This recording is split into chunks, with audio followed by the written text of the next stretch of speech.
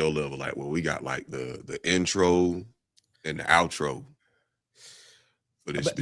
But y'all don't have like y'all are in different. I don't even know how to do that inside because I do the OBS. So I have like I got scenes and shit like that. I got different transitions. But also I'm unemployed professionally, so I get to have time to like sit in like and play with this shit. Y'all like have real jobs.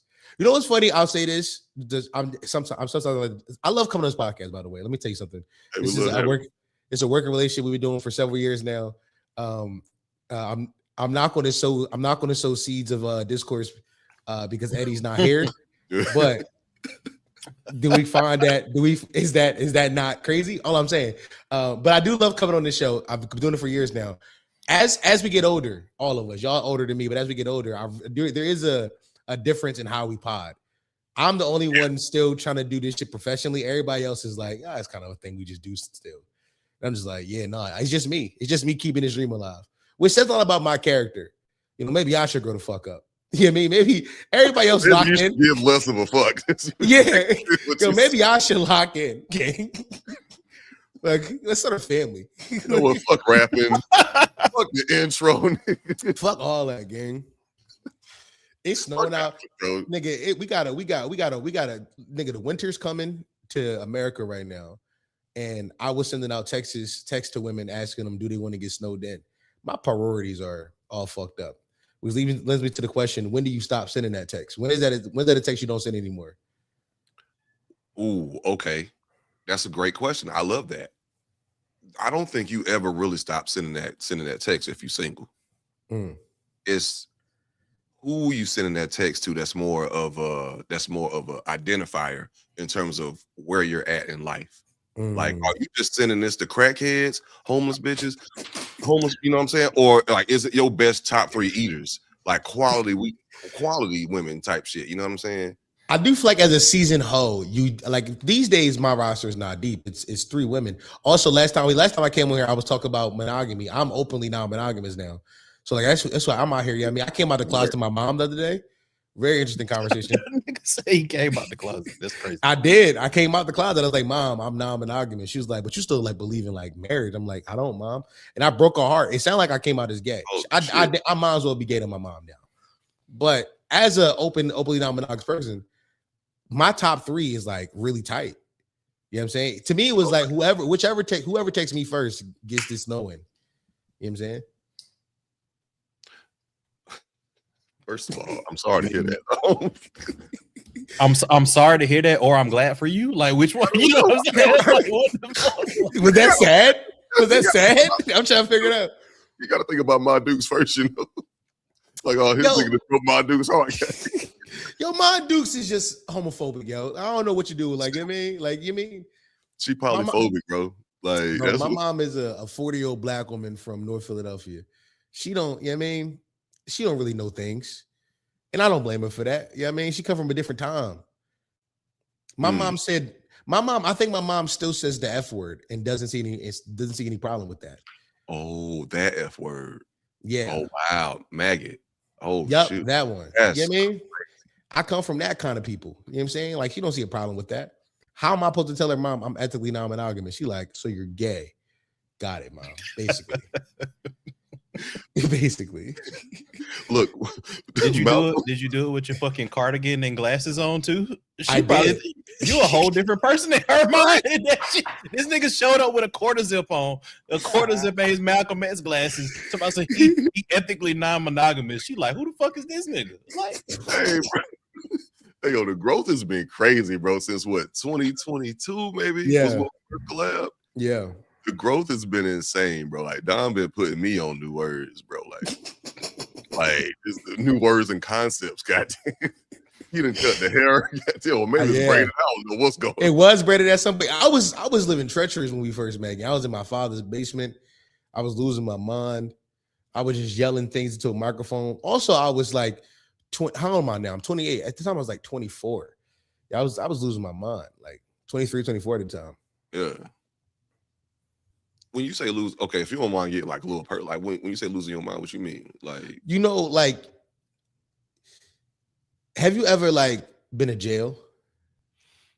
I haven't personally. Okay, Nora It's Vibe. working, So man. okay, It's working, so. okay. So look, got it. You know how them niggas got the same four walls to look at. That's all they got, and a little rectum every now and then. That was me in my dad's basement during the pandemic. All I had was these four walls and a little rectum every now and then. I was losing my mind in that basement. Now, some people was like, "Oh, go get a job. The government paid me to stay at home." You know what I mean? I was leeching off of the tank. I was a well queen, and I'm not afraid to admit it. Actually, we need more welfare. We need more. We need more. I was about to do a bit. I don't know if your audience will get this bit, so I'm not going to do it. Go for it. I don't know how dark woke your audience is, and I don't want to like alienate myself to these people. Look, okay. First of all, I'm just gonna go ahead and get this out the way. Welcome everybody to episode 311 of Waving the Red Flag. Is your boy Josh? We got Alvin in the building. Eddie, unfortunately, could not be here because he is figuring out how to solve this up and coming weather crisis that we are facing down in the South and in parts unknown in the other parts of the country. That salts, that road whose roads are just basically unsalted. I am going to tell you right now. I am in charge of this podcast tonight, and we have the illustrious Dom in the motherfucking building. I'm gonna drop one of Clue's bombs for you real quick. Come on. That should sound like a fart. I'm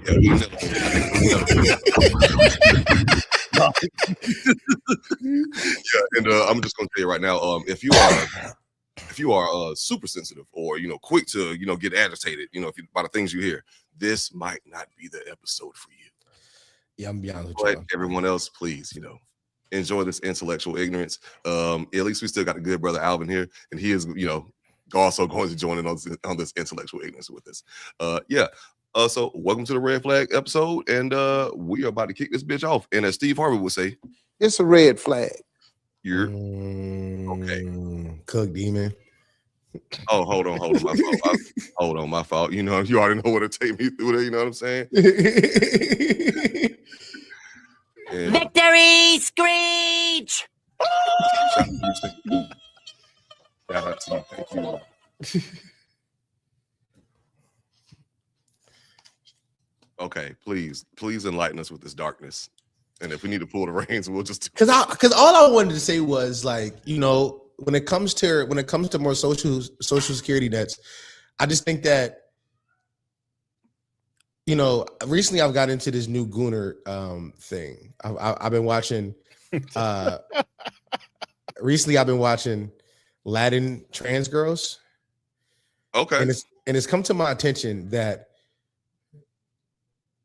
all of my possible goons are being kicked out of the country.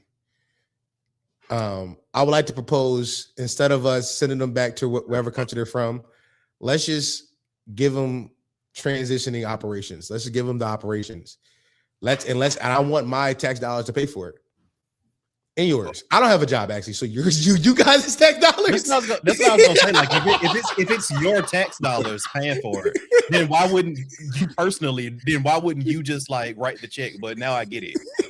You really want our tax dollars to pay? Right. For it. I want Charles tax dollars to pay for this new goon hole I found, which is Latin trans girls. And so you think this is basically like goon welfare? Like you've taken welfare to another level. Yeah, like the gooners deserve social safety nets.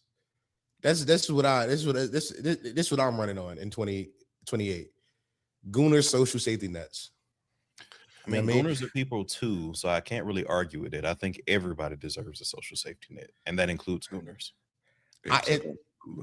We all heard the idea of universal. So I'm thinking of gooners. Listen, we all know of universal basic income. But instead of doing that for like things that people actually care about, like childcare and rent, let's do that for the gooners to have their monthly OnlyFans allotment. So we just give the gooners a monthly stipend to keep the gooner economy healthy. Now I don't know if y'all saw, but gooner the women who are the porn stars are very big into giving back. So if anything, this will keep the economy stable. Who says no to this? I think you can do this differently. I think that if you provide a rent control environment and you keep cost low in a few key areas, I think that the wealth will trickle down to the OnlyFans. Like, see, now we doing trickle down. We far doing away. trickle down economics. Working economics. You doing trickle down economics. I can't. I'm out. When has that ever worked? Really? When has the bottom ever really prospered under such an economic model? We got to give it that. We got to inject the poor with the porn direct. You know what? If you make less than 50K, you automatically get access back into Pornhub. No identification needed. I'm with you. Let's give them Bang Bros Premium. If you are under a certain dollar, you make under 50K a year, you get Bang Bros Premium. Come on, gang. Your life already fucked up. At least you should have some elite goons. Exactly. And then on top of that, fuck that. Okay, beyond premium, I'm pretty sure there's got to be like some additional content because, like, for the people who have additional kinks, if you are into, Latin trans, white trans, or if you're into some whole other stuff, because there's a wide gambit of shit that you can get into.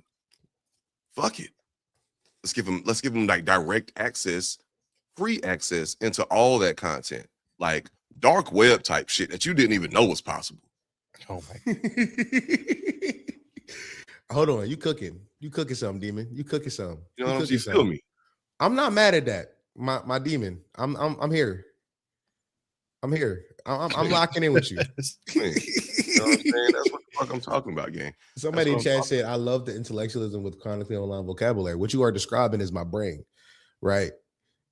I'm chronically online and then I read books.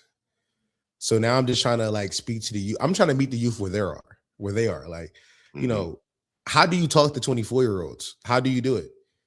Have any of you recently, when the last time you talked to somebody who's like 24? Casually speaking, of course. Like not like in a work setting, but casually. Last week. Word. Okay, how did that conversation go? It was very difficult, just being frank.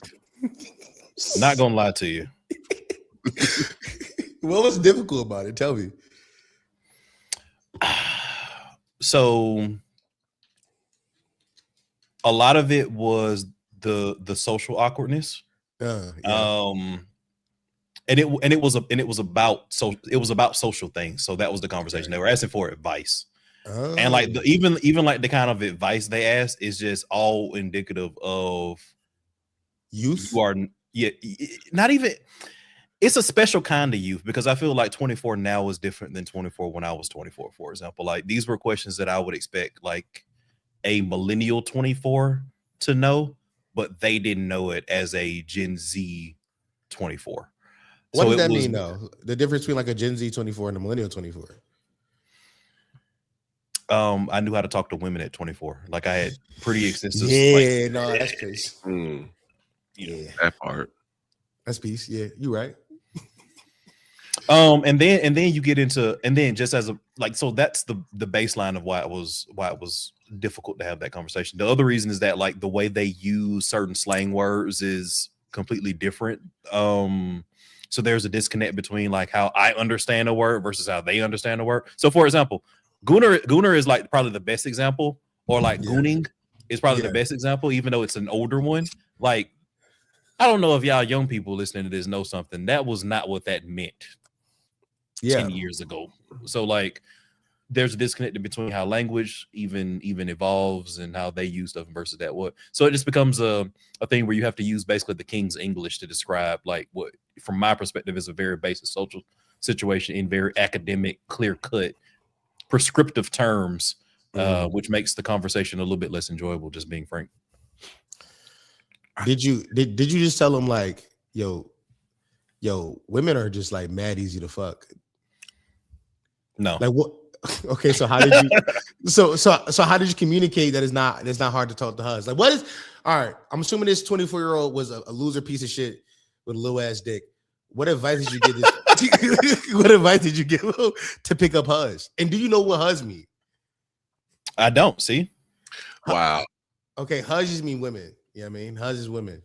Got you. See, I'm learning. Y'all would be the bruhs. Ah, okay. You know what I'm saying? I mean, like these niggas literally just replaced the O with a U. it just made hoes sound a lot more polite in regard. Yeah, exactly. Literally all they did talking to the hus. Yeah, I mean the hus. Okay. Bruhs, cuz, hus. Yeah. The gruz. That's grandma. Mm. You know what I mean? No, So Eddie what- is not okay. No, he is. She's shoveling roads right now. Yeah, salting the shit. By hand, no truck, no equipment, just out there, just like tossing the shit. Just big facts. I do like the idea of how it's been 15 minutes of Dom Sharp talking. They said, "Is Eddie okay? Why is this nigga here?" You the new A-Mike, man. You got to come in and take over. That's why you here with the cardigan on and shit. By accident, I did have become A-Mike by accident. It's my natural A-Mike instincts to start doing conversation. I'm sorry. No, nigga, you was born by it, molded by it, goddamn Bane in this bitch, bro. Like, I mean, like you can't start a whole network without being A-Mike. There is no A-Mike. Yeah, I mean, to be fair, my company fell apart 2 years ago, and I'm still reeling from that every day. It's just me and 4 these days, but life goes on. And you still standing, still strong. I'm still alive, yo. I'm still alive. Yo, real quick, Uncle FD. I know you mad at me for some reason. I know you better. What the fuck? Yo, that came out of fucking nowhere. I know, right? Hey, because I watched. What was the Christmas thing y'all did with him? Right, it was Christmas because y'all dressed up in like it was the Christmas or New Year's. Yeah. It's Christmas. Yeah, I watched the Christmas spot. And I was like, yeah, no. But Uncle FD fucking did a video on his. I'm sounding like I'm being messy, gossipy. I'm not, but I just haven't had a chance to talk about it. It hasn't made sense, and this felt like it made sense in the context of this because I know he watches both of our channels. He might watch this quicker than watch one of my videos. He did a video on FD streams. He was like, whenever me and Dom get back good, and I was like, but I did. Oh shit. By the way, truth be told, I have bad PR. This is why I'm here in glasses and a cardigan. I mean, it's fine. You know what I mean? Oh, you don't got no idea what you might have done. What if you said? No, I know exactly what I did, but I'm not going to talk about it. Like that's I know exactly. All right, cool. Yeah, I know exactly what I did. I know exactly what I did. Oh my god, I'm not oblivious. I know exactly what I did. And by the way, he's right.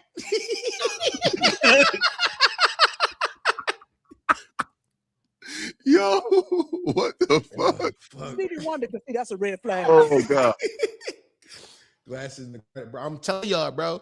I'm hearing glasses in the cardigan attempt to rebrand how people on the internet see me. This is my new thing, bro. Also, I don't know if y'all know this, but I also came out as non-binary a few weeks ago. Like my pronouns definitely he, they for sure, and I'm not accepting anything else. 10-4. I'm glad you let us know so we can respect that. Big facts. Okay, so I want you to know Josh tried so hard not to laugh when I said that. I saw it. He tried so hard. I am there with you. I mean, anybody that know me know your boy is in there with you. Okay, yeah, you know what I'm saying? Like, hey, solidarity, brother. I'm just trying to figure out have you ever made the leap and how? How did I make the leap? Oh, so what happened was, I realized that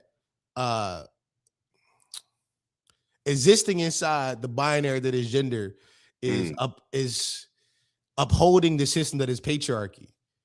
And my only way to get out of it was to remove myself from the shackles of manhood, aka I got tired of paying for everything on dates. I love that. I love that for you, my brother. Or my them. I for sure thought that punchline would get Alvin. For sure thought that punchline would get Alvin. For sure, I thought I had him with that. Yeah. For sure. I think the reason why I didn't laugh is because I'm almost not sure if it was a punchline. That just feel like some real shit for you. That just feel like something that you might actually believe. No, I do believe it, but it's also I'm worded it in a way that was. I'm explaining it a bit. I lost for sure. Like it's a fact. It's a fact. It's a thing I do believe. I think it's very funny though. That's why I worded it that way. That the construction was in the sense of a punchline. Got you. I'm with you. But see, the thing is, though, like, because that's also like one reason. Because we've had a conversation. We maybe like twice. Blah blah blah. When we was talking about this guy who predominantly dated like bi women, and then he started dating like I saw that. Yeah, okay, because I'm like, well, honestly, now that I think about it, I might be like a lot more curious to date like bi women, like women that are more in the LGBTQ blah, blah, blah, blah, blah, who don't uphold like all the things of patriarchy and that all this like toxic shit that hell I'm trying to fight against. But when you date cis hetero women, they raised in the same households as we are. They uphold like a lot of things that they don't even like realize or just don't give a fuck about because like they benefit in certain ways. And if you eating a cookie, you don't want nobody taking your cookie. So was that was that same guy who was like going on dates feel like being on like the auction block, the slave block, like you're auditioning things you could do for him inside like gender roles? Yeah, he wasn't wrong. He wasn't wrong, by the way. Have y'all ever dated bisexual women? Have you ever dated? I dated one. And I think that was the disconnect with where Eddie wanted to take that versus what we ended up actually talking about. But sorry, continue. Is there just not bi women inside y'all age group? Do bi women just not like they like by the way, can I tell you? I have a theory. And stay with me. I promise this isn't biphobic. And it might be to some, but I have a theory that at 30, you do have to choose. You have to pick a side. Like you can't be 30 and bisexual. This is an interesting theory. I am also very biphobic. You're not supposed to. You're supposed to like let me exist in it and not say it out though. Because now I'm saying, but let me just. But I don't actually believe this. But the data has presented itself in front of me in real time. W member. Really? Yeah. I'm 28. I'll be 29 this year. So I have dated women a bit older than me, some like younger millennials, and I've dated some younger women. I've noticed that, when I was like 24 and I was like 27-year-olds, those women who were like bisexual at 31, they've chosen a side. Like they've picked. And I don't think you have to, but I do think there is something culturally or something inside our society that tells them, be like, I gotta choose up. So maybe y'all not having a relationship or having deep having a long roster of bisexual women in your past, maybe just be attributed to that. Because I can tell you, I've dated I think I've only exclusively dated bi women in my 20s. I don't think I've ever dated a woman. I think of all the women I've dated, there may be like 4 who identify as like cis hetero. Most of them are like bi or non-binary. They're sort off of the beaten path. Okay, because so if we're talking about women, the she's, the hers, a lot of them do gay stuff that would make any nigga gay. Like if we were to do that with our boys. Now I'm being like extra ignorant tonight because no. No thing. I'm with it. Can you know what I mean? I'll go there with you. I know you will.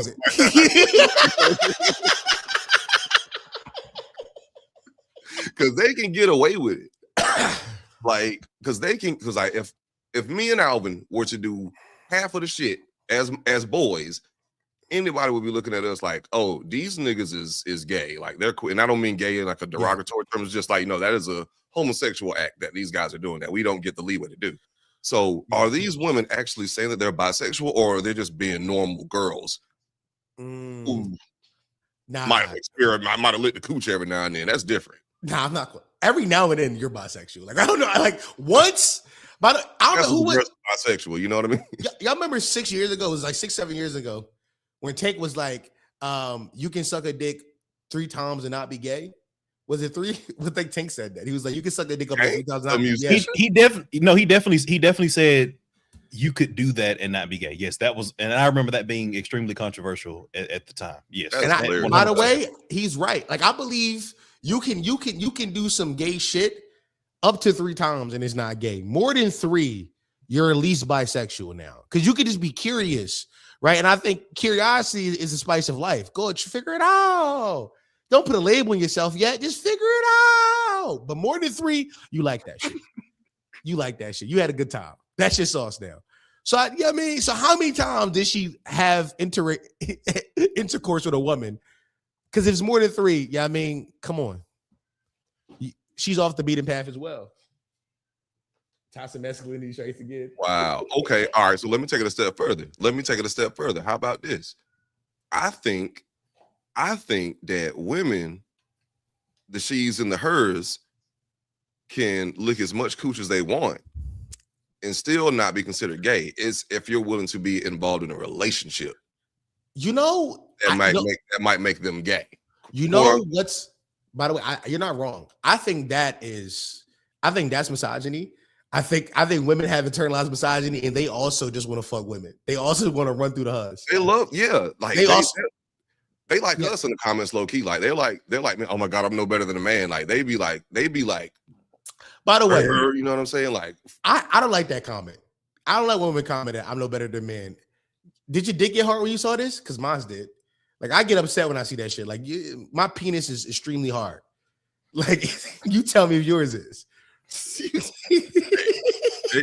They've got a bulger, okay? That the clitoris can indeed, protrude. Okay, that's what's going on over there. So first of all, hit number 3 yet? Yo, I haven't. Let me tell you something.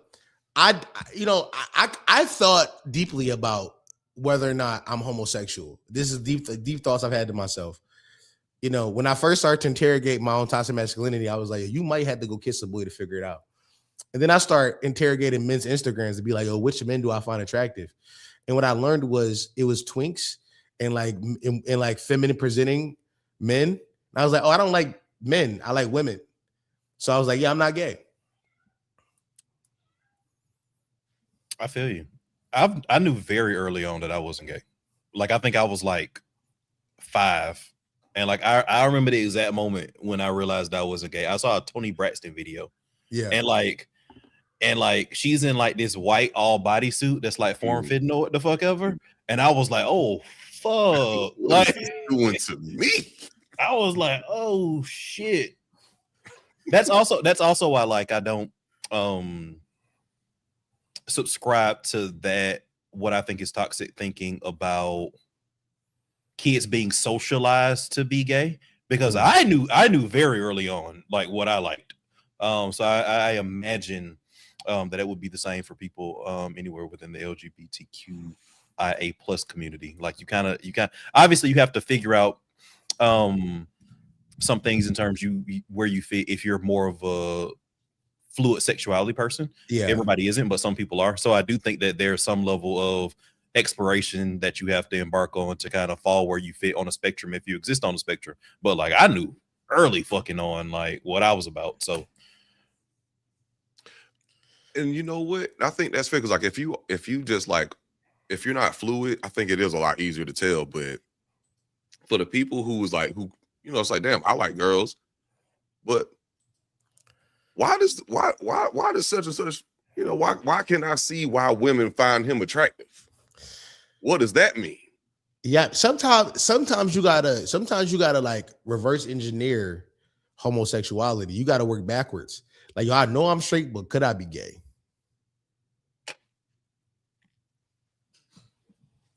How do you square that one? Walk us through this process, dog. Give us your sex your step by step. Could I have sex with this man playlist? All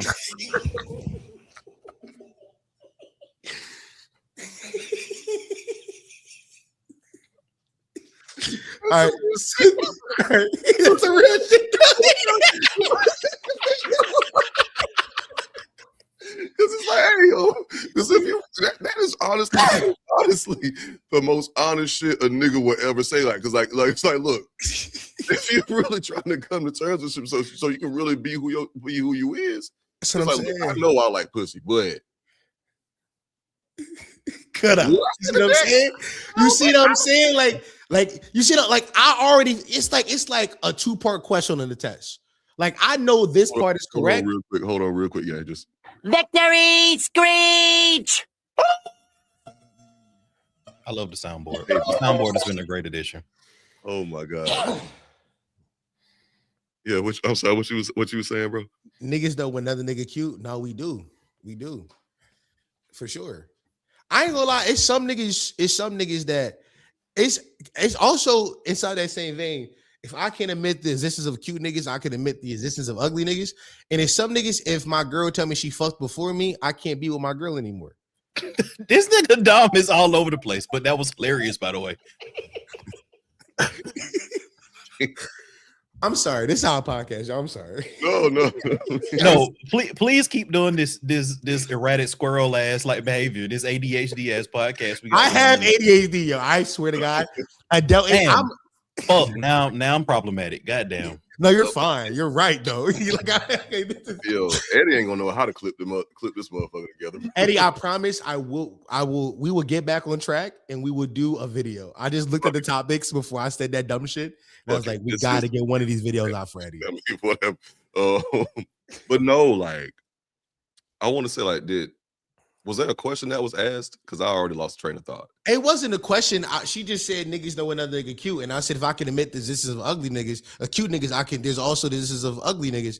And with that being said, I don't like when my girl fucked the ugly nigga before me. Because why you lumping me in with them kind of niggas? Like, I don't like that. Yo,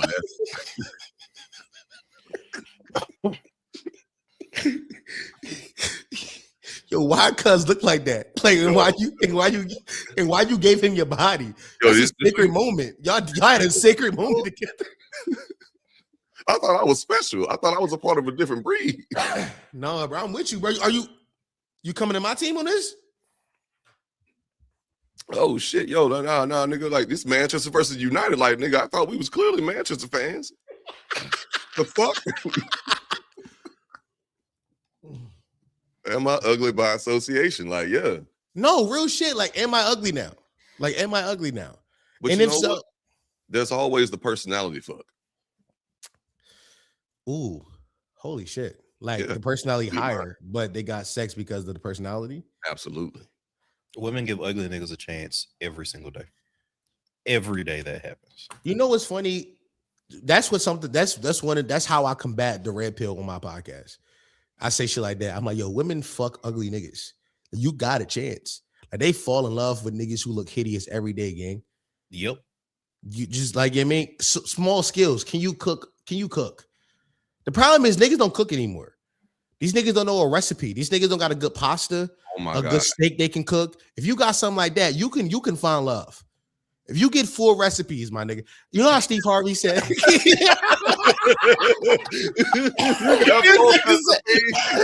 nigga said if you get 4. No, this real world practical advice type shit. That's what we on tonight. Bro, I'm serious, bro. If you get 4 recipes, all you need is 4. Yo, let me drop a bomb on that one, bro. Yes, I love that. Practical, real life experience. Twin, just get 4 and I promise you can find love. You can do it. Trust me. She will. You can, because think about it. If y'all go on a total of 8 dates, 4 of them at least maybe in the house chill vibes. You can finesse it to be like, oh, I'm a cook for you. By the way, you got to introduce the idea that you can cook early on. Women love a man who can cook. Women love that. And if you, by the way, if one of these dishes hit for her, like she loved this dish, you get 20 years out of that. You got a 20-year marriage off that one dish. Okay, that 20 years might be a stretch, gotcha. Nigga. Off of the one dish. Ask your grandfather. Your grandfather came home every day because your grandmother roast beef was mad good, yo.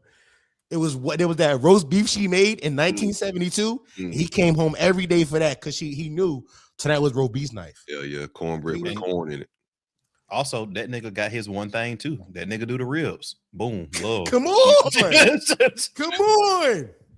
This is real practical shit. I'm telling you, know what I mean? 20 years of some jerk chicken. I'm serious, bro. I'm serious. It sounds crazy, but this is real life shit. You know what I mean? Niggas don't. The red pill won't tell you this. Sneeko want to talk about some other shit, some stupid shit. You know what I mean? They doing High Hitler in the club. No, learn 4 recipes. That's all you.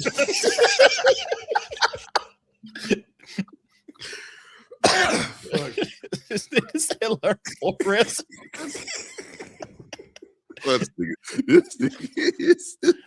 Okay. So time out. So Josh, you a cooking nigga. Is this how you get them? Is this when do you introduce that you a cooking nigga? Hey yo, dead ass though, for real. I just had some company over. We call it a date. Like a couple weeks ago, Nigga said call it a day, by the way. Just put that out. He said I call mean, it a day. we can call it that. We can call it that, I guess. And dead ass, I made like some shrimp. I made a honey jerk shrimp and grits, something like that. That's good eats. You know what I'm saying? It was actually a gamble because I never did that shit before. And when I was actually doing it, I'm like, I don't know if this shit is actually about to work. Like the flavors, I don't know if this shit about to work. But anyway, she was like, yo, you are the first guy I've like, talked to that actually can cook. Like you actually know how to cook. Like you the first dude. I was like, because a lot of the niggas I know can cook. Like they got 4 recipes. A lot of the niggas that know my homeboys got 4 recipes, and these niggas is married or getting mad pussy.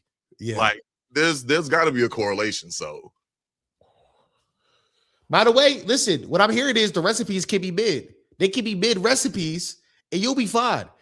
Like if it's good enough, she might be like, I could do 10 years of this. I could do chicken Alfredo, a steak. Come on. Something with some chicken, spaghetti, like it's decent. Like I got like 12 things I cook on like rotation. I'm not a very good cook, but like those 12 things are solid as fuck. Like I would not be embarrassed to like cook that in like a group setting. Like I'll fry some chicken with somebody or some shit. Like it'll be fine. Oh shit! Don't let there be a grill around. Nigga. Absolutely. I'm putting everything on the grill. I put whatever on the grill. Whatever you need on the grill. Breakfast on the grill, nigga. Breakfast on the grill. Bruh. I watched you niggas vlog when y'all went to London a few years ago. All y'all niggas trying to cook separate meals. What you know what I mean? The meals was fun. Nothing in the meals made sense. It was just fucking like food that fucking we hodgepodge together and shit. This shit was crazy. That niggas just doing shit, man. Nigga, we went to the gas station and came back like, yo, we about to put this shit together, gang. That's exactly what the fuck happened. Dad asked the little convenient corner store what the fuck ever, came back and just like put some shit in the pan. It was crazy. Yeah, we did that though. That shit was pretty tasty. I was at my one crib the other day, and I made some steak and eggs. Come on, it was so good. She asked me, I'm not making this shit up. I can't make this shit up to you right now. This shit was. I don't laugh. This shit was so good. She asked me, "You ever thought about opening up a pop-up shop?" It's like, hey, you ever thought about taking this shit capitalistic? She said, "Yo, we get." She said, "I'm about to put your ass on a blade, nigga. You ever thought about making some money with this shit, bro?" Oh shit. I know a spot you can do this shit at real quick. Nigga, you don't need no health certificate, nothing. Nigga, you just pull up with the steaks. A nigga selling plates out the back of the kitchen and shit. Just come to the porch. Just come. Shit. One of the little portable stove tops. Come on, gang. I'm trying to tell you. Oh my god, bro. She entrepreneurial, man. No, what fried me the whole night before her and I was having a discussion about socialism. It fried me. I'm like, when you start enterprising? You and I were just talking about overthrowing the government last night. Like when we were just, you and I were last night discussing Marxist-Leninist theory for like 3 hours. Why are you talking about we can make this a brand? What happened in the last 6 hours? Yo, we live in America. That's what America would do to you. True. It's two sides to that coin. Yeah, businesses in Marxist-Leninism. They had businesses, my nigga. They did. Now, when the fire shit that nigga ever told me, they had businesses, my nigga. They did. Look, man, China is 60-70% command economy. They got private businesses. Boom. Nah, you cooking, demon. No ethical consumption of the capitalism twin. All right. Yo, shout out to my Marxist, shout out my Leninist, my nigga, shout out my socialist, my nigga. Yo, big shout out. Shout out to, listen, shout out all my niggas who want to want to overthrow imperialism. I'm with y'all, gang. I'm there. But when this new iPhone drop, I'm confident. Sorry to tell you. Yo, it's shit you just can't escape, man. It's really shit you can't escape in current state, man. You know? Not at all. You got to pick and choose your battles in the global economy in 2026. You do, man. Yo, okay. So all right, let's go ahead and quick topic. I'm listening. Sinners, 16 Oscar nominations. How are we feeling? Okay, so which way we want to take this conversation? Because there's a lot to there's a lot to cover here. Which way do you want to take the That conversation? was the question. It's dealer's choice. So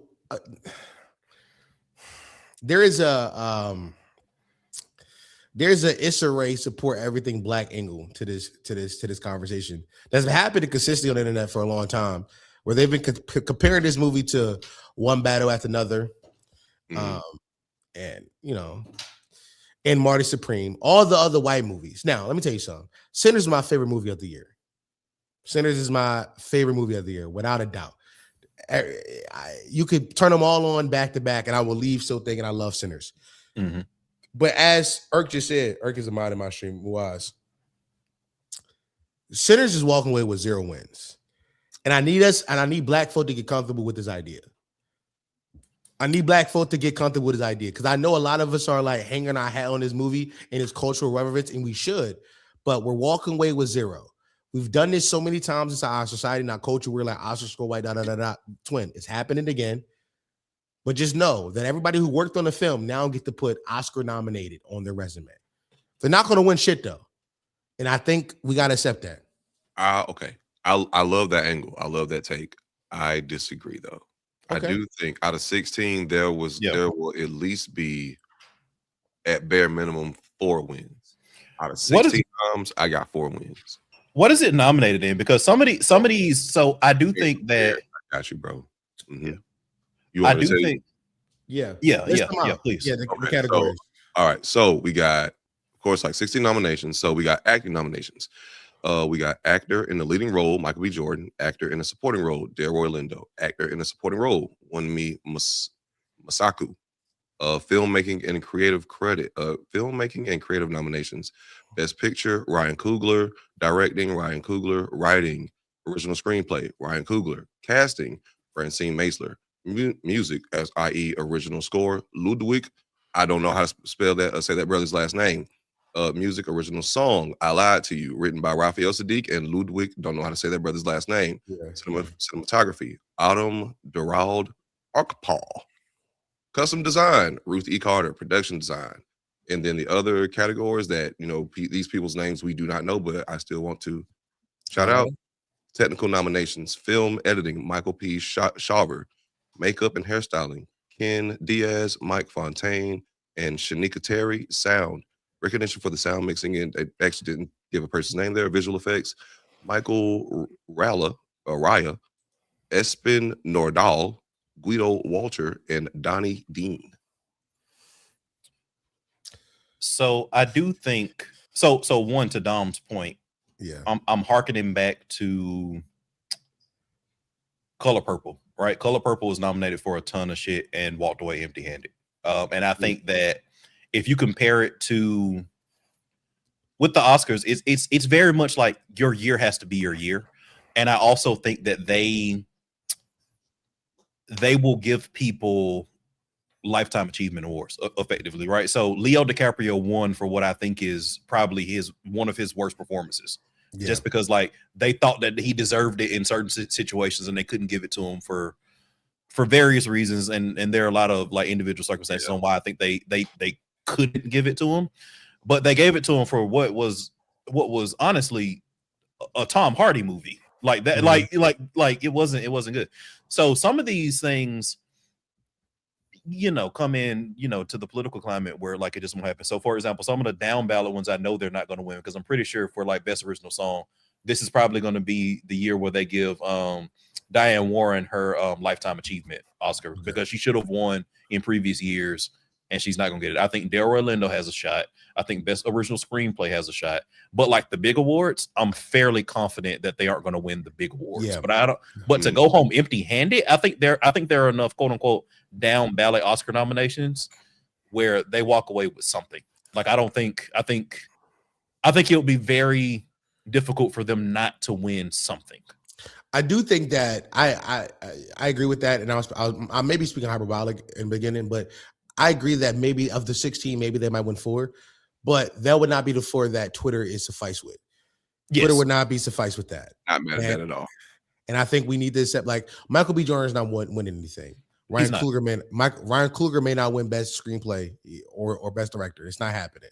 But some other smaller awards, we're gonna walk away. Visual effects could win versus the Field. Costume design could win versus the Field, even though Frankenstein is in that shit. So I don't know about that. Like some of these film editing, absolutely they could win that one. But F1 is also really good in terms of like the editing from that perspective. But like they have a shot. But to your point, we have some precedent of a movie that I think was beautifully shot, had great themes, was black acted, had at the time and even today the biggest name in film with Steven Spielberg like behind it in The Color Purple, get nominated for a shit ton of shit and then walk home empty-handed. So yeah, I hate that though, because what was it, the Golden Globes that Michael B. Jordan kind of got snubbed at? Yeah, like to Marty fucking Supreme. But there's also precedent of people winning the Golden Globe and not winning the Oscar. So Denzel for The Hurricane won the Golden Globe for The Hurricane, did not win the Oscar, for example. So I do honestly. Okay, so I'm hanging my hat on. I'll place a bet on at least Ryan Coogler winning Best Director or Best Original Work for Screenplay, and I'll put a little bit of money on Michael B. Jordan winning the Oscar. You could probably calculate this right now. Like, I don't know if I would put real American dollars on that. A real USD, I don't know if I put that. I don't know if I trust. How much? How much? You tell me how much you put on that. Hey, this tunk price is over here, goddamn it! Like double my money if I win. You do double, like for sure. You walk away rich as fuck. This feels like, to me, this feels like fucking Jalen Hurts to win MVP odds. Like, they look good, but it's also like, is it really going to happen? Be for real. Like, it feels like those kind of odds I'm looking at right here. Mm-hmm. Like, it's possible. It's not. You don't see and be like, oh, that's never going to happen. You like, the team look good around them is good. You can see it happen. You can see him throw for 4,000 yards and it's not a right offense. You know, the team probably going to win 13 games, maybe anywhere between 11 to 14. Like, you can see it happening, but realistically, will he win it? No. The more I'm looking at it, the only one where I would put money on is Delroy Lindo, and I think that's a real tight race between him and Benicio del Toro. But these other ones are like even because I'm looking through all of them. Del Toro was in One Battle After Another. Yeah, come on. Because best visual effects is like, again, F1 is in that shit, Avatar is in that shit, costume design, Avatar and Frankenstein is in that shit, film editing, like F1 and One Battle After Another is in that shit, like production design, Frankenstein is in this shit. Like this is a tough down ballot, quote unquote, Oscars now that I'm really looking at it, but I still got money on Delroy Lindo, and to Josh's point, I think Coogler has outside shot for director and screenplay. I don't think Michael B. Jordan has a chance in hell. I do think Coogler carried that film. I think Coogler's the reason why the movie's so good. Somebody in chat said, "Damn, have faith." Faith has no place inside my analysis. Faith, I'm not talking about. This isn't my football team. Like when I'm watching the Birds and I know we're gonna lose, there's some faith that makes me believe maybe we could. When it comes to analyzing race politics, because this is what it comes down to. And I'm sorry to bring it here, but it really comes down to this race politics and whether or not white America values black art. There's no faith inside this analysis. It's all based in history and racism. And the truth is, our society has showed us time and time again that there is no value for for black art, especially when you have a white person in Paul Thomas Anderson, PTA, who made, the wokest movie of all time this year. It's like, who are white people going to award more? This beautiful movie about the South during sharecropper times and how capitalism has, affects our community and how community is important. Is that what they're going to reward? Or a movie about white person talking about how revolutions die? Which one? Which themes do you think will sit with the board more? In table tennis. You know what I mean? Revolutionizing the sport of table tennis. Yes, By the way, you shitting on Marty Supreme, but have you seen Marty Supreme? I haven't. You haven't? No. So that's the problem. When everybody who shits on Marty Supreme, they haven't seen this movie. I'll tell you this: the movie's a piece of shit, but that Marty Supreme, that Timothée Chalamet performance is an all-time performance. I'm not gonna lie. Timothée Chalamet though, like he was going for broke. Yeah, he was going for broke. The movie is like 90% him. Like you go, if you're going to watch that movie, you're seeing it because of Timothée Chalamet. It's just Timmy, truly, and he carries it. So like that movie is ass, but that performance is one of one. But you know what? I think who was it? Who Ada and Anifa from BuzzFeed in London. Mm-hmm. Ada was saying that she had a really good point. She's always like she's really good with this type shit. In terms of Timothée Chalamet versus Michael B. Jordan, she was saying like I can't see somebody else doing what Michael B. Jordan did in Sinners. Like I can't see Timothée Chalamet doing that. I can't see Timothée Chalamet doing that for Sinners, but I can see Michael B. Jordan kind of playing like in that role. And she also said, and I never thought about this, but Shia LaBeouf would have killed that role too. Of Marty Supreme. You're not wrong. No matter what, you're not wrong. You're not wrong in that. But also in that same vein, I think there are like 17 Negroes who could have killed the role of playing a dual role that way. By the way, killed it more than Michael B. Jordan. I love Michael B. Jordan. I love Michael B. Jordan. But Michael B. Jordan is a subpar actor. We got to start treating him as such. And I love Michael B. Jordan. No, we don't. We don't. No. See, like now you. I love Michael B. Jordan. I love Michael B. Jordan. Anti-black, brother. Okay, I'm not being anti-black because I can name other niggas who I like more. This is that nigga particularly. You said black. What was your hot take some months ago? Black creators or black films deserve to be mediocre. Oh yeah. Make mid. This nigga deserves to be mediocrely great, and he is not even mediocre. I disagree. I'm trying to. I forgot Cuz's name just now. And by the way, I am biased to John Boyega. John Boyega is my guy. Yeah. John Boyega. You get John Boyega that role. You like damn. John Boyega has done probably in terms of like acting probably as few true acting roles as Michael B. Jordan has. So it's like what? It's like Detroit. But They Clone Tyrone is what I'm really basing this off. They Clone Tyrone. That's one of the best movies I've seen in my life. Yeah. Like so if you put that versus say like Michael B. Jordan in Creed. Yeah, I'd say Creed and Fruitvale Station and like Sinners. They're probably equal actors. How about this? I think Damson Idris could have killed that role as well. I'm naming a lot of British niggas. No. But Damson is an actor. Damson is an actor's actor. Like I was going back through scenes because I went down a rabbit hole for because I saw a clip from Snowfall, and this motherfucker is acting in Snowfall. So like Damson is Damson is an actor. So I do agree with that one, but I do also think that the Michael B. Jordan hate train is like, I mean, he's got about as many, meaty roles like to sink your teeth into from acting perspective as any other like black male actor in his age range. I see why you would come there. I see why you went in there. Somebody said, all right, Dom inside is inflammatory bag. This is inflammatory. I truly believe this. I see why you would say that though. For me personally, when I watch so Fruitvale Station is like his most heartfelt role, like the role that required the most emotion. And to me, he was just doing to me, that felt like just how do I say this in a way that everybody will understand this? This nigga was not drama farming, but black people have been through a lot, and he just used our experience of going through a lot and got a good performance.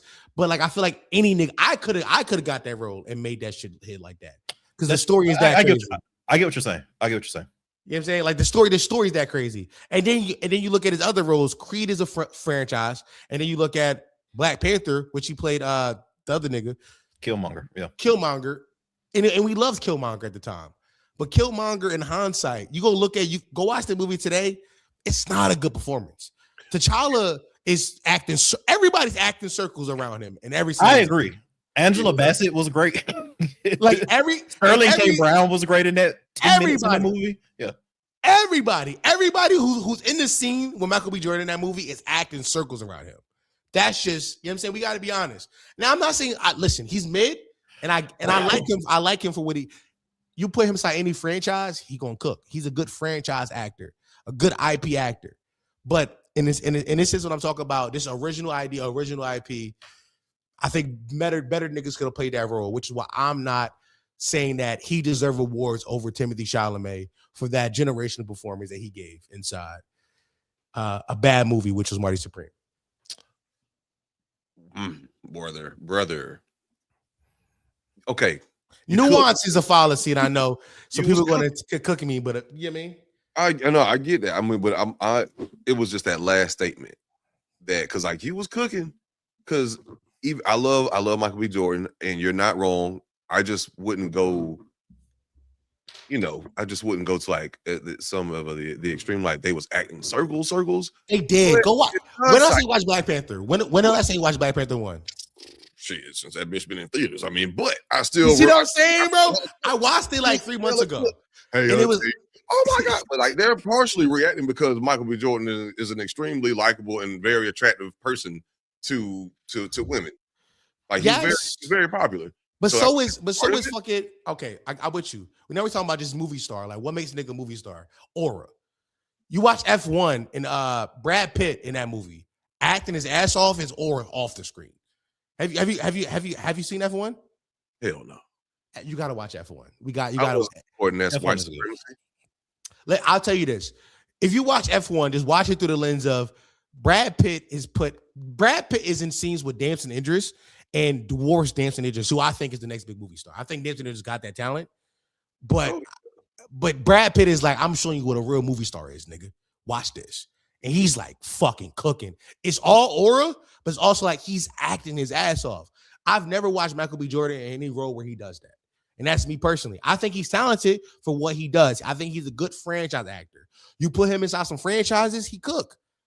But when I'm asking him to really do some real acting, I don't know if he got that. I mean, there's levels to the shit. So there's levels to the shit. I'm not going to say that Michael B. Jordan is on the level of a Brad Pitt or I don't want to just compare him to white people. Like Herschela, whatever, Ali, or whatever his last name is. Excuse me. Mm-hmm. Or even like who played Calvin Candy in Django? You talking about Samuel? No, Calvin. Who played? I don't know that. I don't know the character's name. Calvin was the plantation owner. Alvin, please. Leo. Yes, Leonardo DiCaprio. Golly. Yeah. There you go. Yeah. So I'm not going to put him like Michael B. Jordan on that level, but I'm not going to hold you like that performance in Sinners to play two different characters. I honestly think that was his best cinematic performance yet, because I genuinely forgot that, for one, that wasn't Michael B. Jordan. Two, that Michael B. Jordan wasn't just playing two different niggas. I'm like, oh, that's smoke, that's stack. I genuinely forgot that this is not just one nigga. I don't disagree. I think 2020 was last year. 2025 was the year of like actors playing double role, because Mickey 17 also came out, and Batman, which didn't get the attention that I thought it deserved either. By the way, it didn't. But Robert Pattinson also played that similar thing of like playing multiple people as one person. Personality, yeah. I think Michael B. Jordan was okay in there. I'm not saying I think he was okay, but if I have to be honest, we're talking about award season now. Does he deserve to be awarded for it?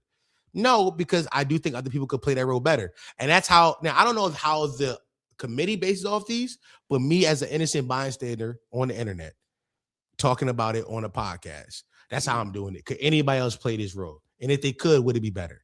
Earlier, we mentioned Shia LaBeouf could be better as Marty Supreme. And I'm like, maybe. But Shia LaBeouf hasn't done anything in a while for me to like really put that up, stamp that. Hasn't done anything in a while to stamp that. I'm thinking Timmy, that was his coming out role. Timmy is also, he was a franchise demon. He franchise merchant for a while, right? Yeah. It was all known IPs. It was biopics. He did the one biopic. He got Dune, and he did Wonka, and he did a bunch of gay art films. And I say gay, I'm sorry. I'm sorry. But no, apologize. seriously, like Call Me by Your Name is literally that. So. It's literally a gay art film, literally. But I don't want people to like be upset when I say that. I But I mean, had to put it in context. yeah. But he did a bunch of those kind of movies. This was his first time being like, I'm aiming for like a Christmas Day blockbuster. Can he do it? And he did it. Blockbuster. Blockbuster, yeah. My only thing with this is I think that some of like what you're saying is a status argument, and it's like a body of work argument. I think that your lens is like you don't see Michael B. Jordan as a good actor overall, and I think that that's irrespective of how he does in an individual role. Because there are a lot of actors that aren't good actors that crush the role. So, a great example is Jennifer Hudson. Jennifer Hudson won an Oscar. I don't think Jennifer Hudson is a great actress. She was perfect for that role. Yeah, I see that. Jamie Foxx and Ray. Not saying that Jamie Foxx isn't a good actor, because Jamie Foxx is pretty good. Jamie Foxx is such a good actor that if they had gave Jamie Foxx the supporting actor that same year for Collateral, I also wouldn't have been mad. But I think that Jamie Foxx shot, as good of an actor as he is, I think that he shot well above like the weight of his standard fare in Ray, because he was perfect for that role. So I think that there could be an argument that Michael B. Jordan like punched above his weight in Sinners, despite the fact that he may or may not be, depending on your circumstances and your lens and your belief about his body of work, like the world's greatest actor overall. However, all that being said, I don't think Michael B. Jordan is going to win Best Actor. Yeah, I just don't. And I'm not, but I could be wrong, because I'm not against there it. are also wins, I'm with it, by the way.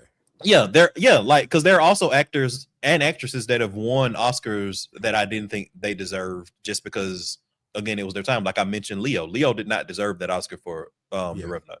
That is one of his.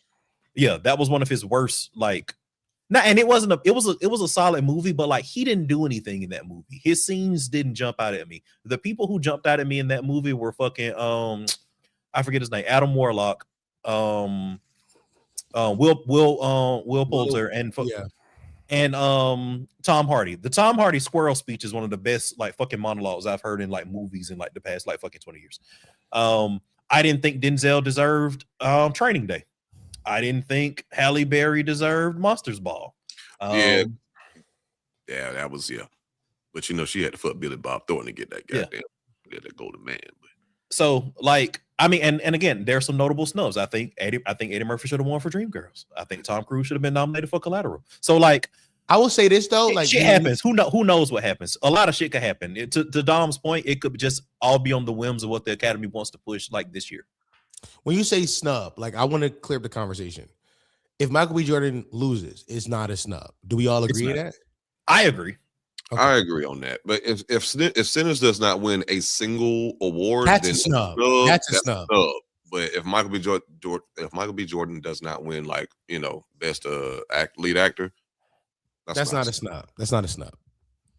A Golden Globe, I do honestly think he should have won. Like one of them Escott shits. But EGOT, well, except for a Grammy, but because that's music. Yeah. Also, is Wicked inside any of these categories? Because if so, zero nominations. Wicked got zero nominations. Hey yo, wow. I am so okay. Like hot take, I have not seen either one of them Wickeds, but their press tour alone has made me hate that fucking movie. So I am actually like, yeah, let's go. I'm not speaking on this, man. I know how the Ariana Grande stands get. Look, man, I just keep going back to this, man. I really want I Lied to win Best Original Song, but I just really think they're gonna give Diane Warren a Lifetime Achievement Oscar finally, because like there's some shit. Like, I don't know, man. It's just like some of the shit that she done did. Like, how do you not win for Don't Want to Miss a Thing? Like, you know what I'm saying? Like, so like, I feel like they're gonna give it to her, but I really do feel like Sinner should at least win Best Original Song and Best Supporting Actor. But we'll see. Yeah. What song did Diane Warren like? What song did she do? What am I Like over the course of her career, or like I mean, I ain't asked you to go, but like what's like some of the highlights? I'm looking at her now and I don't know like, songs. If you don't know her like body work, I don't want to miss a thing by Aerosmith from Armageddon is like the song that you probably want to fall asleep because I miss you. Oh shit, yo, that's that shit, nigga. Yeah. That's that shit. She didn't win for that shit though. She didn't win for that. Oh shit, nigga. I had no idea. That was all you needed to say. I was okay. Excuse me, I got a little excited. God damn. Nigga, that's that shit. That's a black fucking anthem. Play that shit at the cookout. Niggas is gonna lose their fucking minds, bro. Even Dom people gonna lose their goddamn minds. Dom people, what the fuck that mean, nigga? The hell? Them niggas don't want to miss a thing. Goddamn. Oh, they go, man. Shit. I'm gonna be on there with the grill with the sandals. Gonna have that beer. Oh shit. He rebranded, man. He taking a different audience with him. They only listen to conscious rap. They listening to Black Star and fucking Black on Both Sides by Most Def. I no longer discuss music on the internet. No longer. Nope. Nope. I learned the power of Adobe Premiere Pro. You know what I mean? I've talked about things and people have made me look crazy. The power of Adobe Premiere Pro. No longer talk about music on the internet, man. Yeah, you know I mean, I watch movies and I talk politics. That's what I do these days, gang. I've learned. Can you see my glasses? I have glasses. I am a better man now. He's like, I'm a film bro now, strictly. Yeah, bro. What hip hop? I'm familiar with it, but it's my personal thing. Oh shit! This is my first. Like I said, so earlier, I'm by the way, I'm transitioning. I'm sorry to transition y'all pod, but I you mean I found thank you, A Mike. I appreciate that. That's why I stopped myself because I realized it wasn't my show. I was like, this isn't your show, bro. It's your show tonight, Don. Go ahead, make it happen. No, don't do that because Eddie wouldn't like that, man. I don't know if Eddie was okay with that, and I want to sow seeds or anything, but I'm just saying, look, is it not crazy that I'm here? He's not. This is my show tonight, nigga. So I mean, fucking the show. I'm handing over the reins to you to transition, my nigga. Okay, go ahead, A Mike. Make it happen. All right, we already know how you feel about us before. All right, I'm talking about A Mike, right? You can't do that, yo. You can't do that, yo. Don't do that. Don't do that. Inside jokes. All right, let's go.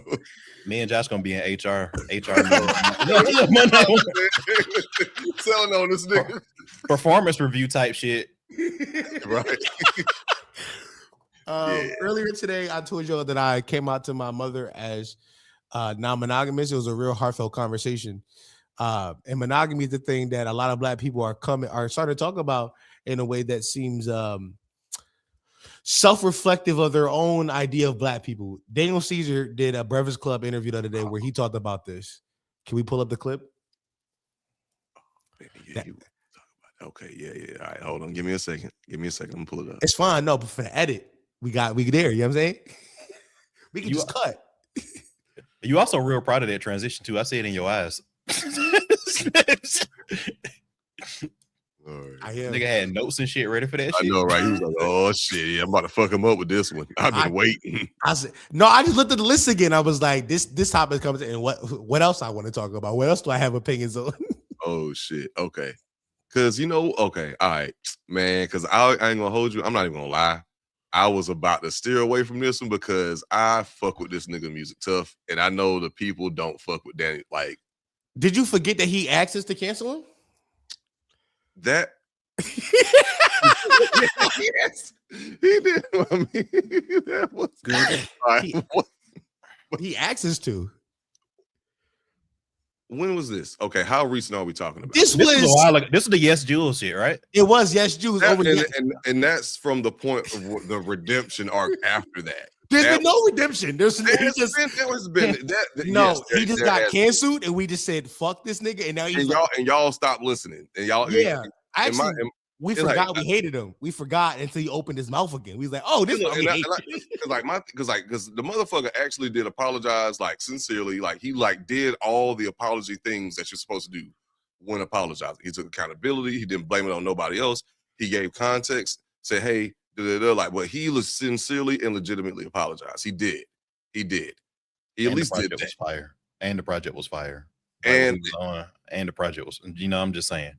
Yeah, and like Never Enough, his last album and this album, Son of Spurgey, great pieces of fucking work. My type of R&B. But hey, I know I'm gonna get my back kicked in because people don't give a fuck about some niggas after a certain point.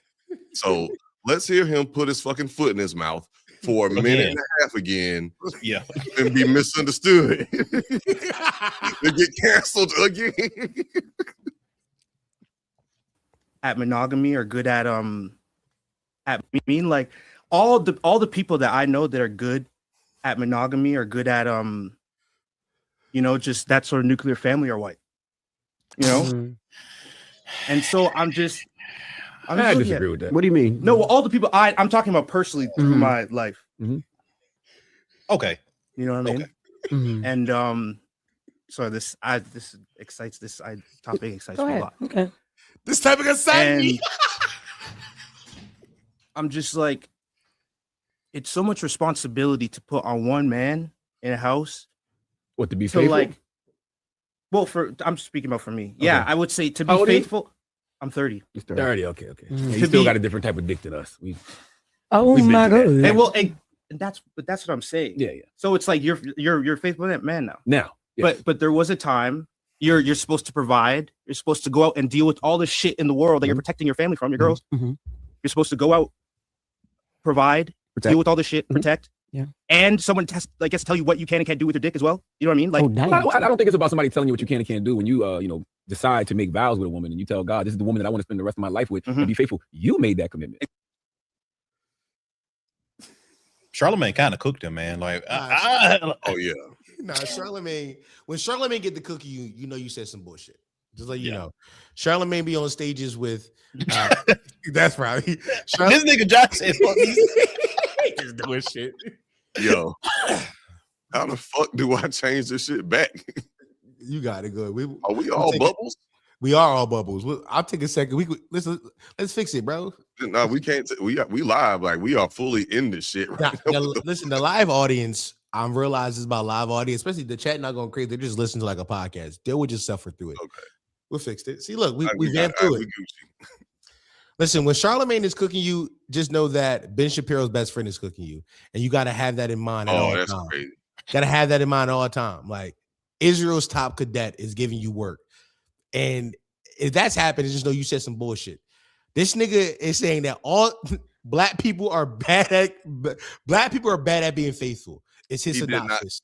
That's what he said. That's basically what he said. He didn't say that. No, he doubled down and said the quote was all the people I know are good at monogamy are white people. Like, why would I want to do the gender rules and then like I got somebody to tell me what to do with my dick? So you just don't want to be faithful, gang. You want that dick to be everywhere.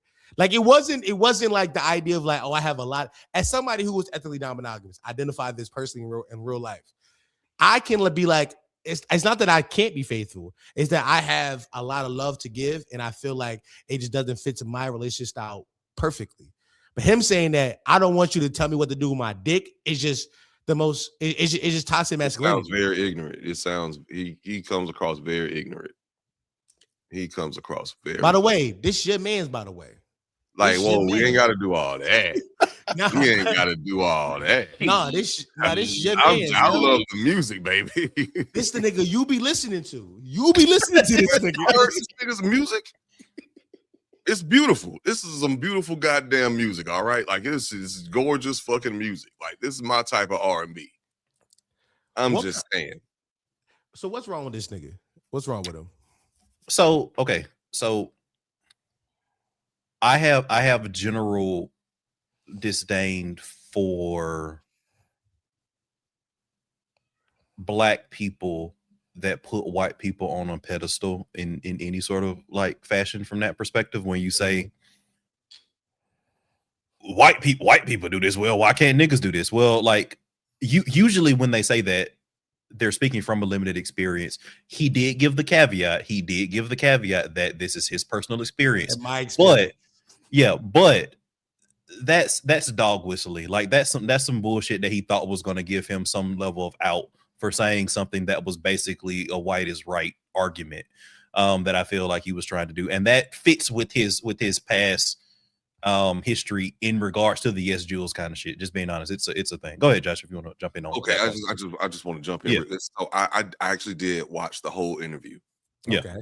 I get it because I get it when again this motherfucker is terrible at speaking. Like he does not need to talk in front of a fucking mic and express his own ideas publicly because he Just saying, nigga. That's all. Shut up, sing and shut up. I'm sorry, sir, because you do not do a good job of presenting yourself.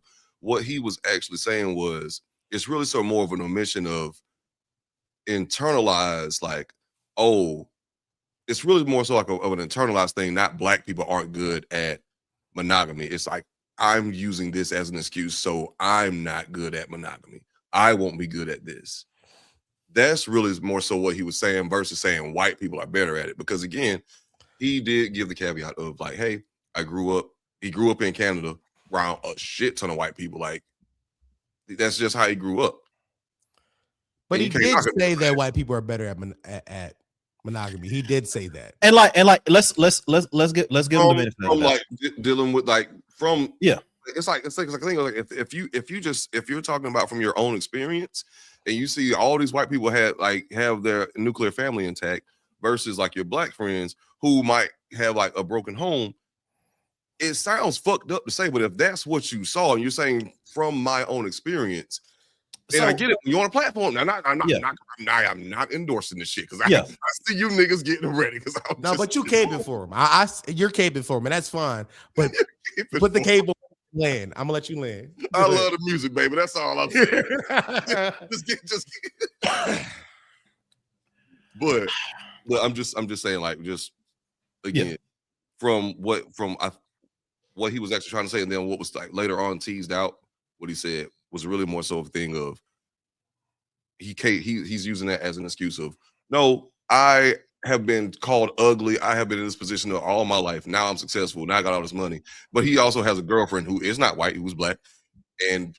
But he's like, yo, I can't do this whole, I'm not sure if I can do this faithful shit because it don't make sense to me. All this pussy is coming my way. He might just be a shitty fucking boyfriend. I don't fucking know. No, for sure he is. For sure. I don't think that's up for debate. But I do think making it all a black people problem instead of making it a personal problem is where he fucked up. And you may be right when saying that he may be awful at speaking, which a lot of niggas are not good at expressing themselves into a microphone. I think what we do is a very difficult job. My homies over at Homeroom Podcast, Homeroom University, they call it language arts. This is not easy to do. This is a difficult task. But in saying that, I do think when met with opposite thought, you should immediately internalize what's happening and be like, okay, what did I say wrong? He went to double down. Be like, no, I believe in this idea though. But hold on. In my experience, I still seen it. Like, nigga, that's not. And it's also this, right? It's also this. Daniel Caesar is 30, right? Yeah. He's dealt with situations where how he presented himself in a very public social media platform derailed his career entirely. Get media fucking training. Like get media training. Learn, practice. Like you were able to go away and develop basically in a hole, and you came back and you're still on the bullshit. I don't buy it, especially because the fact that he's actually pretty well backed from an industry perspective. Yeah. The second thing with that is I could not imagine being so blinded by my own experience where I would get on a podcast and say something that puts white people on a pedestal vis-a-vis black people, knowing how that would be interpreted. Right. So it's like you're a 30-year-old person. Let me go ahead and put the cape on for, white culture at the expense of black culture, when I'm a person who's done that in the past and had my career effectively derailed by that. Like, I think, Josh, I don't think you're wrong. I think you're right, but I think the fact that you're right just makes him look worse. I think the fact that he's done all of this and like said all of this shit when he really meant something else and he really did this, despite the fact that he's made all of these snafus in the past and is a fucking 30-year-old man that should know how the world works for black people and black people in media. I think that makes him look worse, not better. Like, I think the caveats that he's trying to give himself and the caveats that other people are trying to give him just drive home the fact that he's still an immature, unprepared, like person that, to your point, just probably needs to fucking sing. Like, but people make mistakes. I hope he learns from this shit. Whatever. Like, this isn't the worst thing in the history of shit that niggas have said or done. But like, what is it to learn here besides for stop internalizing black hate? Like what is the lesson? I think he needs to learn that. I think that is the lesson. You know what? Oh, so how does one learn that though? Like how does one learn to not hate themselves and blackness inside totality? Like that feels like a deeper rooted issue than not talking into a microphone and learning media training. It feels like you have to unlearn like systematic obedience to believe that white people are better. Like this, and that's what it sounds like to me. The framing of his idea was rooted in white man better, black man bad. It very much so was. I do agree because I'm not here to argue with you guys. Like again, Yeah, I know that shit sounded terrible. And that's again like when I was watching the interview, I said, "God damn it, nigga!" Like the fuck. But because it's like this, Daniel Caesar is a phenomenal songwriter. He's a phenomenal composition artist, like whatever, phenomenal artist. This nigga is like just ignorant when it comes to race relations. Or like the thing that got him in trouble, that whole Yes Jules shit, it literally was not from a place of anti-blackness or internalized black hatred. It was from a place of true fucking ignorance. When he got hip to how that sort of behavior actually does impact, you know, black culture or like appropriation. Like when he actually got hip to and like educate himself about that shit, he was like, "Oh my god, damn! I see what the fuck. I was wrong for that." That's what I mean. Like he apologized. He actually did research, but it's just like. Again, like it's like we are witnessing you in real time. Fuck up and like just say some shit that none of the three of us would say. And mind you, all three of us have said some shit on a mic and got kicked in, but we ain't never said no shit like that. Never. With no fucking white person over no black, but you know what I'm saying? Like, especially when it comes to like black relationships and like the black household, which is like, you know, I hate them FBA niggas. I truly do. But that's I do. But that's like a fundamental like part of their ideology is the black household, is the black home. And like you're not doing yourself any favors as a black Canadian. You're proving their whole ideology right about what they will. I'm not gonna say that word because that's just it's a hard R in that bitch. That's just a slur.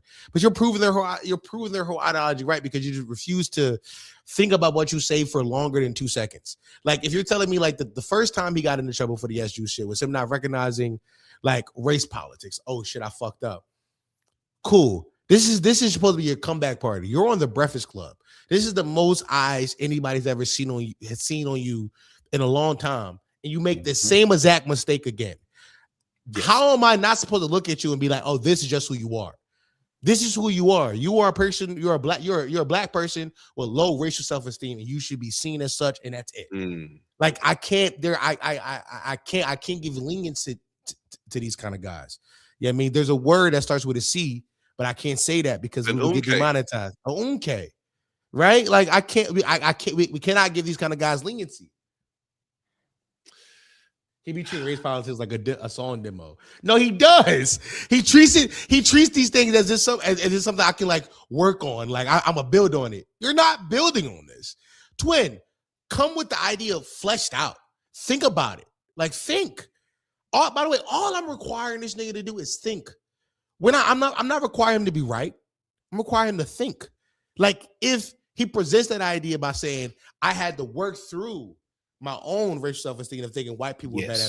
That's a different conversation. That means you thought about this and you are coming to terms with your bad thought, but presented as like, this is facts. And then being like, actually, in my experience, all you've seen in your life is niggas being bad at relationships. That's all you ever see.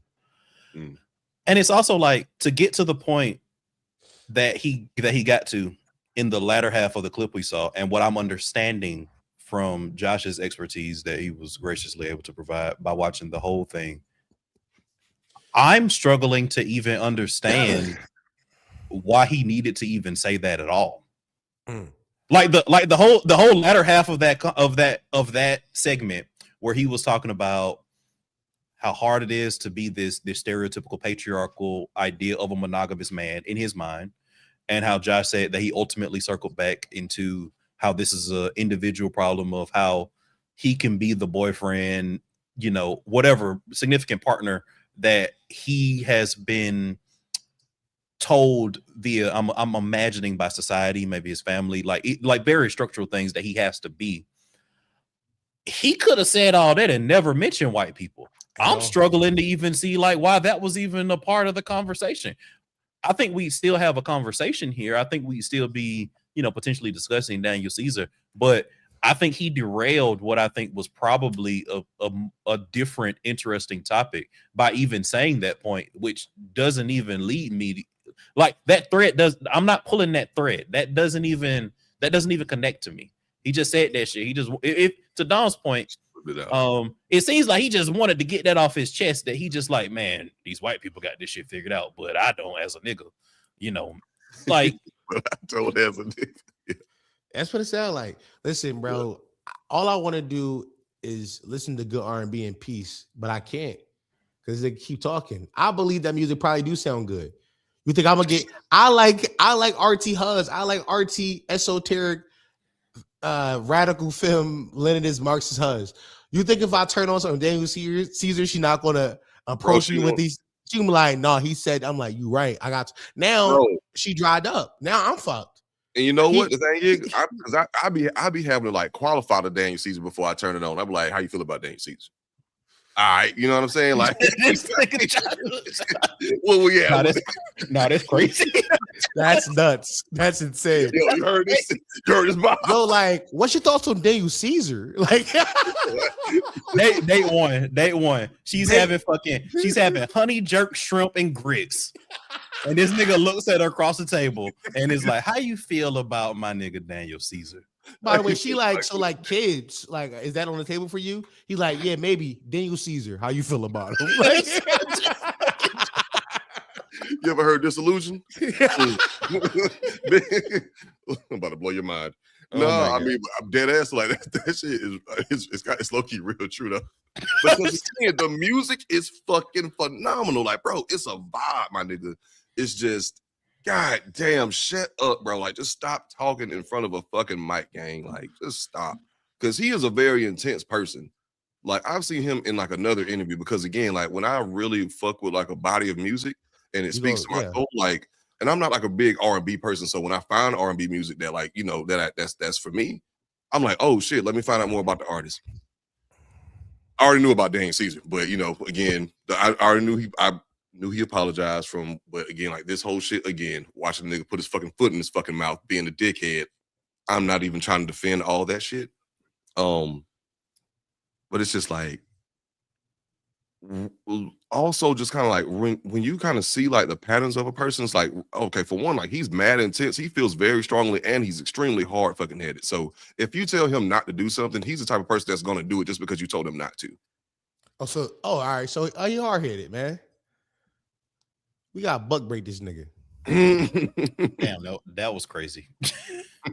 That's it, right?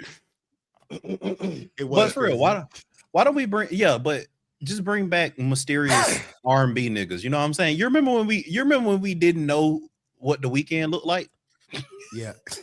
That shit, like when that nigga was just like a specter from Toronto, and like, yo, remember when we know what her looked like? Yes, that's what I'm saying. Like, for real, she was just 3 letters. By the way, I'm happy we know what she looked like, though. I'm happy she stopped that. I'm happy she dropped that. But Daniel Caesar, you're not nothing to look at. No way, nigga. You can go back and hide it. You're not nothing to look at. No way. He not, bro. 20 braces and 20 braces in a barber. We can get a fresh lineup. Come on, man. Go. I mean, go hide your face for me. That's fucked up, nah, man. You only said that shit because he dark skinned, bro. You said this nigga need a fresh lineup, 20 braces, and some bleach. Twin, look at me. Twin, look at me and tell me. Twin, look at me and tell me I said it because he dark skinned again. Look at my face and say it. Look at my face. Oh shit! Oh, look at that. By the way, I'm squinting my eyes because it's hard to see right now. But I need to put these shit back on. I'm just saying, bro. Listen, twin. Tell a dark. put the fucking cardigan in attack mode. He was about to take the All flap right, out of the do-rag on You you. about to go full Philly on my ass. Yo, don't make me get this cardigan off, nigga. Shit, I know how to take the glasses off. Yeah, I mean, let me take this cardigan off on you, nigga. Oh shit. Well, that's how y'all talk to like a real trench dude from y'all neighborhoods. Like, when last time you talk to like a real trenchy nigga from y'all neighborhoods? And if so, when you do that, are you code switching back? Like, are you like mirroring him in a sense? No, because they can smell that on you. No, they can, because real recognize real. So as long as you being like your authentic self, you know what I'm saying? Like, you normally good. I might throw in like an extra folk, you know what I'm saying? Like, Yeah. But it sound real, like, and my real Southern accent probably gonna come out, just so you know, hey nigga, I'm from the South, nigga. You're right. Yeah, but other than that, like, I'm not like, yo, what's really good? Dun dun dun dun. You know what I'm saying? Like, whatever. So when I go all the way back. My language get worse. I get back. I'm like, yeah, no, 20 these niggas was some nut shit. Fuck out of here. Like, they really like, you know what I mean? I get right. I meet them where they at, bro. I'll meet them where they is. So I have never intentionally code switched. I don't intentionally, because like, you know how people say, oh, I put on this voice in this circumstance. I don't do that. The only thing I change, and me and Eddie talked about this extensively, but the only thing that I change is word choice. And that means I basically don't say nigga around white people. Like, I'm not at work saying nigga. Like, that's happened like maybe like 3 times. And like, I was like, oh, fuck, I just said nigga on the call. But I've gotten really good about not doing that shit. So when I quote unquote code switch, I'm literally just in that environment, and that's just what naturally happens over time. So like, if I'm back home, like even with like my family, if I'm back home with my family for like a couple days, yes, my voice switches. Like, I noticed that like people have like called that shit out. They was like, yeah, Alvin, you was back home, weren't you? I was like, yes, that's what happened. Yeah. If you get caught saying nigga on the call, does HR get involved? Because I feel like that's racist. So, okay. So the last time that shit happened, I said it, and I said it on some like, this nigga tripping or something like that. That's exactly what I said. I said some shit had happened. Somebody had missed something, and I was like, man, this nigga so-and-so tripping. And everybody was like, it was a slight pause, and they was like, okay, moving right along to the next section. That was when I knew I was good. Like I was like, man, I like these folks. I was like, I'm not gonna do that shit no more. It hasn't happened since, but that's literally what happened. I'm not gonna do it no more, but I know I could slip up if I go back home for a little minute. If I slip up, like, I'm not gonna get fired on the spot type shit. Because like niggas with them things, niggas like is like, I don't know if you can comment on whether or not I can say that word as like white HR. Like, you gotta go find the black lady in HR and tell her talk to me. Because I don't know if you don't exist where I work. Really? It ain't no black women in HR. You know, all of the women who I speak to who have like corporate jobs are usually in HR. They're usually like the HR department of like a nonprofit organization. It's extremely common. Yeah. But you say your company has none. I mean, on my team there are none, but like at my company, generally, yeah. Okay, yeah. At my company there are a ton, but like at my specific team, in your sector of the company, they like, you're the nigga. We don't need any more. It's you. And the one thing I think not saved me, but like made it like slightly less awkward, or maybe more awkward, I guess, depending on like the circumstances, that the person that I was saying, like, this nigga fucking up, was a nigga also. So like, they just like, this is just like some black on black crime, so this is fine. By the way, that I would subconsciously do that too around white folk. I'd be like, damn, this nigga fucking up. Not realizing I just called this nigga a nigga around some white folk, man. Wow. By the way, they was like, I wanted to say it. Yeah, I'm glad he did. I'm glad I'm glad somebody's recognizing this nigga's fucking up. Shit, only took Dom Sharp to goddamn say it. We all been thinking it. Yo, that's hilarious. I just want to say this. Omizi, or shout out to Omizi. Because I have YouTube open on my other screen right here.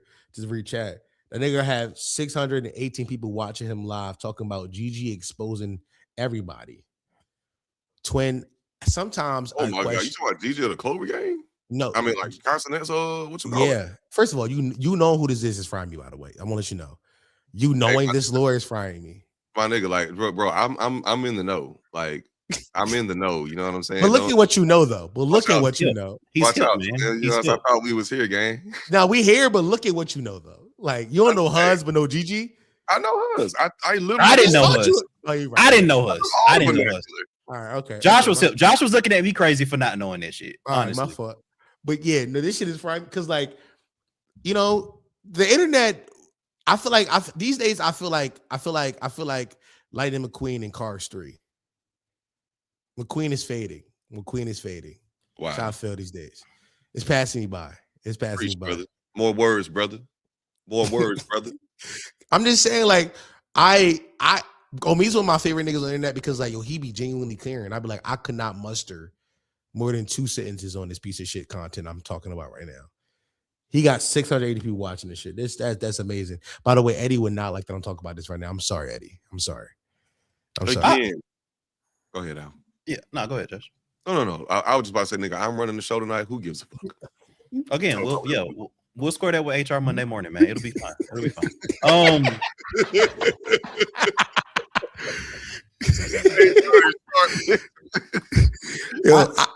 Go ahead. I do like, and I've said this. I spoke very fondly of Potty Mouth on our New Year's kind of wrap up episode because you do several things that I think are just that I think are just brilliant.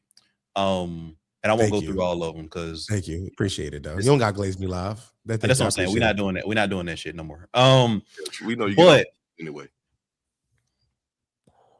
He probably just gonna go back and watch that episode now. He finna. Oh yeah, no word.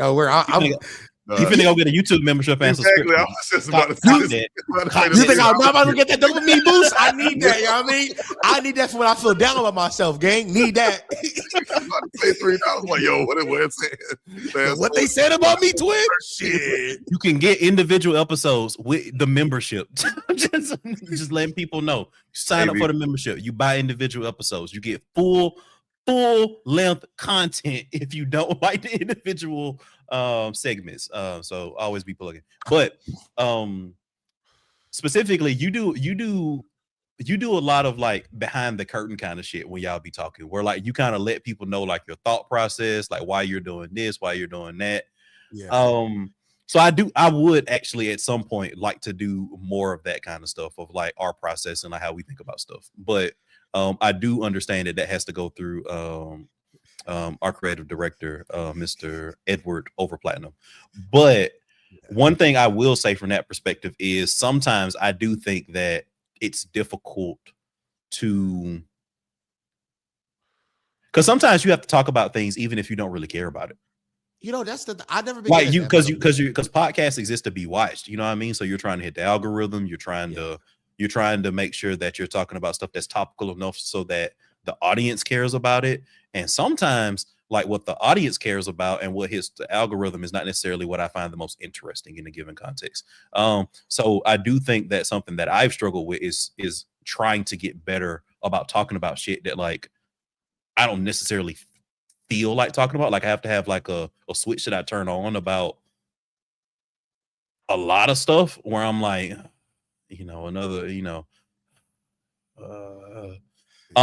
but often for me, the shit that I want to talk about isn't the shit that like the audience cares about. Like we've done, and I've watched this more so in the past and recently, but the episodes where we're talking about stuff that like I'm genuinely like that I could talk about forever, like the sports content doesn't typically do well. Yeah, for example, for us. So or me. Like it doesn't do well for any of us.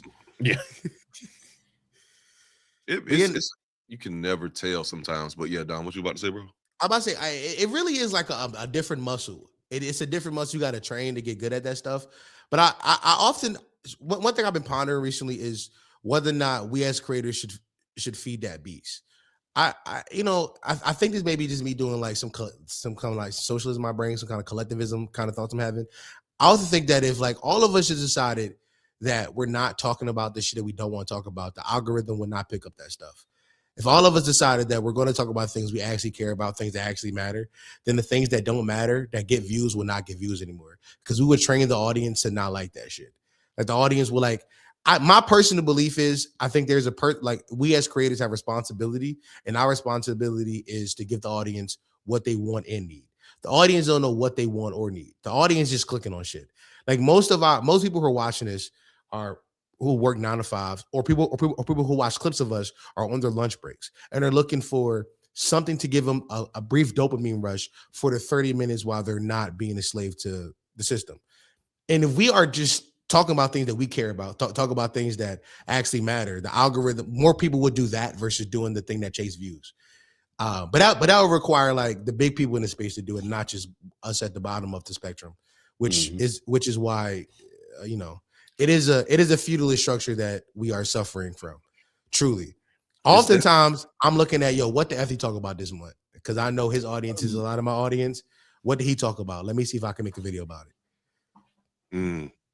It's definitely an all hands on board type situation, like even from like the creators to the viewers, because bro, people will watch any fucking thing. Anything. Like the dumbest shit will have 1 million views, thousands of comments. Like literally, like the most brain rot shit will have the most views, the most comments. That Nick Shirley video about Minnesota got millions of views. Did you watch that Nick Shirley video? Did anybody watch that Nick Shirley video?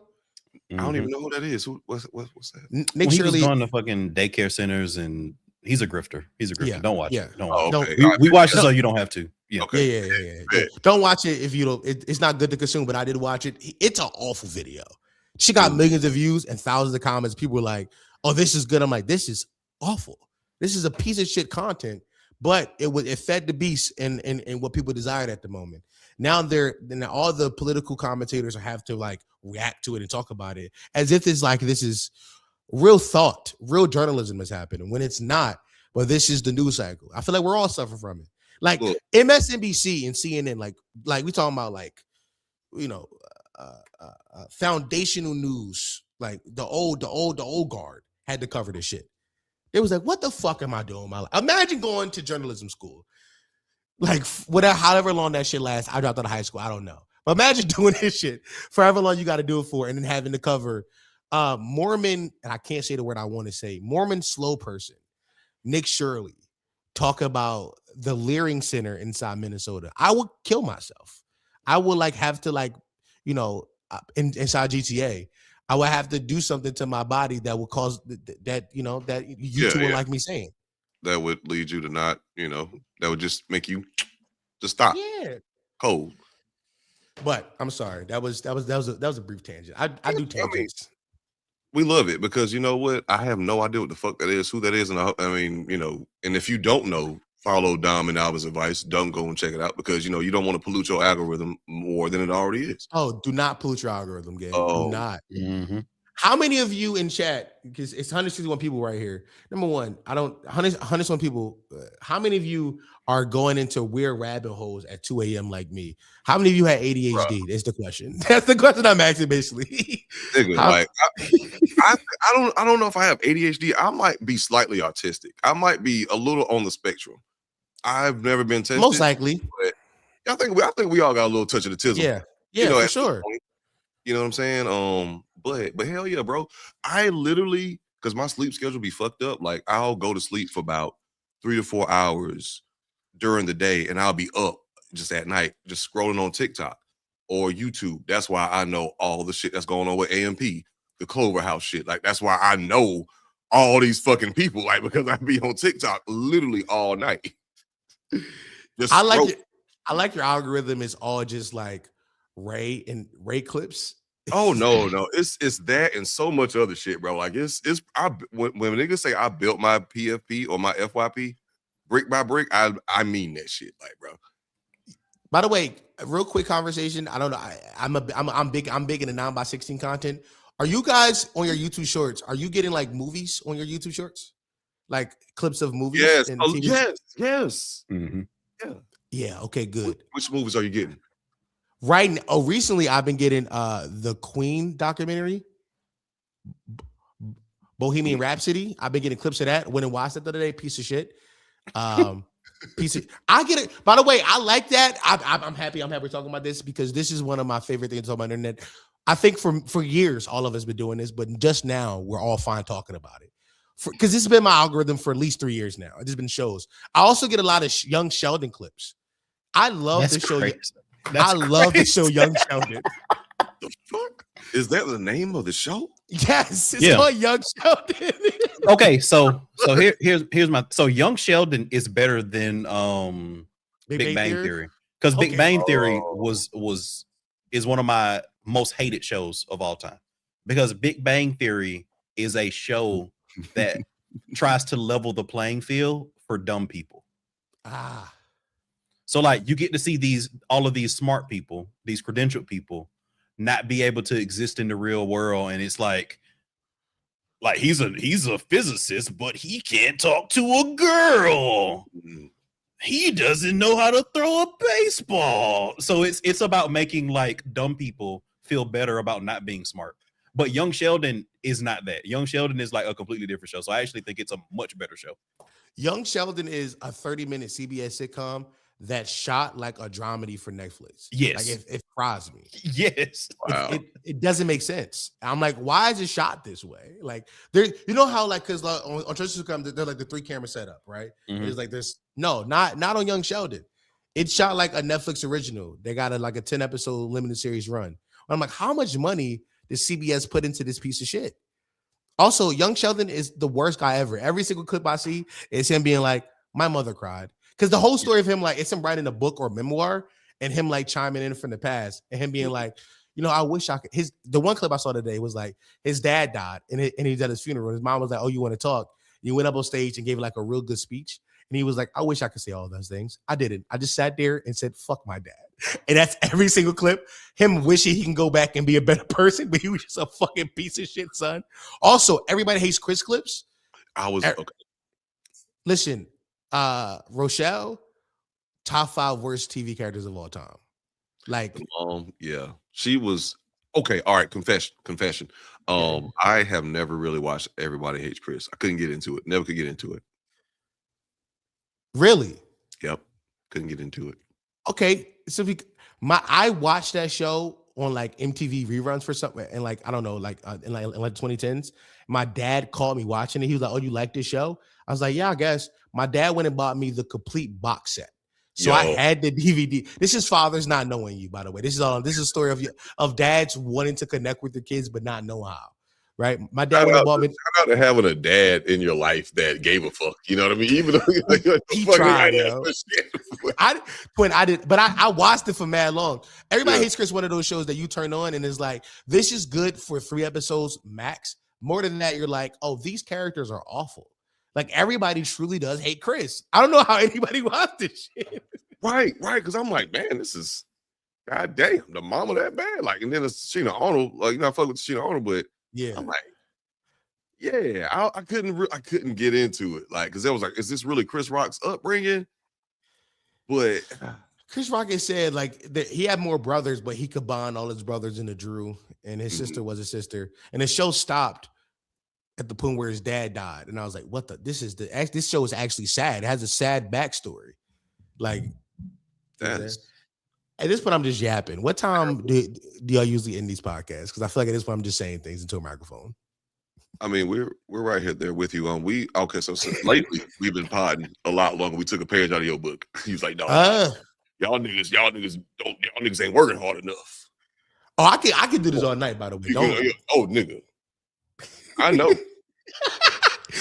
Nigga, my streams be 5 hours long. I know where that bitch is going. Yeah, you be. It's a job. Like you be going to work. That nigga clock in, bro. Him and 4B.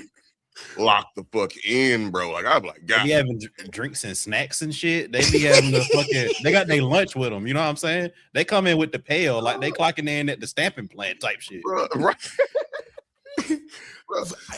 real quick, dog, bro. Like, tell me why. Like, I think recently y'all niggas might have went live at 2:00 in the morning, bro. Like, it was some ungodly hour or some shit. I'm like, what the fuck? Like why are you niggas just now starting? You know.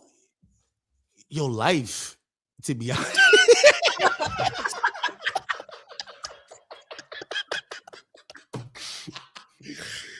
Oh shit. But I don't know. I think we did start that late. Yeah, she to get it. By the way, I do. Irk is right. I do hop on stream and hop in my Discord VC and start talking more. I love talking. I love the game, twin. One of those nights we did start at latest shit like 10, and then we went to like 3 a.m. But like we be going as long as the audience there. Like I said, like I pod for the working man. Like listen. These days I'm trying to coin the term proletariat mouth. So if there's people who are this is why, we gotta bring like this is why we keep having this nigga back, bro. It's because of shit like that. Bro. Yeah, I mean it's PM, but the P stand for proletariat. That's where we at now. So like if there's a bunch of like people who are working late night shifts, overnight, whatever you're doing, if we could be there for you, fuck it. I'll do 5 hours. I'm not doing nothing but like saying silly things into a microphone. If this is keeping you awake or keeping you focused at work, shit, I'm doing my part of society. That's how I feel. I mean, listen, all of us has roles inside society. All of us have given roles. My role is to be the jester. God gave me the talent to be a jester. I was talking to a girl the other day, and she asked me, like, you think God gave you any talents? And I was like, no, I think he just put me on the earth and said, figure that shit out. Because I don't think I have any God-given abilities. I think everything I'm good at, I had to work hard at. That's your ability to talk is your ability. Yeah, but I had to get good at that, bro. I'm dyslexic and I have a speech impediment. This is me just fighting through it. Bro, nigga, like when they make your biopic, that shit gonna be epic, nigga. Bro, like this motherfucker is this thing is Forrest Gump, bro. Like, bro, you are gonna be great. Yo, the Dom biopic of me struggling to read words in school. I'm right. Like, the cat went to the litter box. I'm like, yo, why? That's not how I sound again. That's not how I sound again. I'm like, that's not how I sounded. God damn it! It was way easier. The fuck is wrong with you niggas, man? No, it's like Antoine.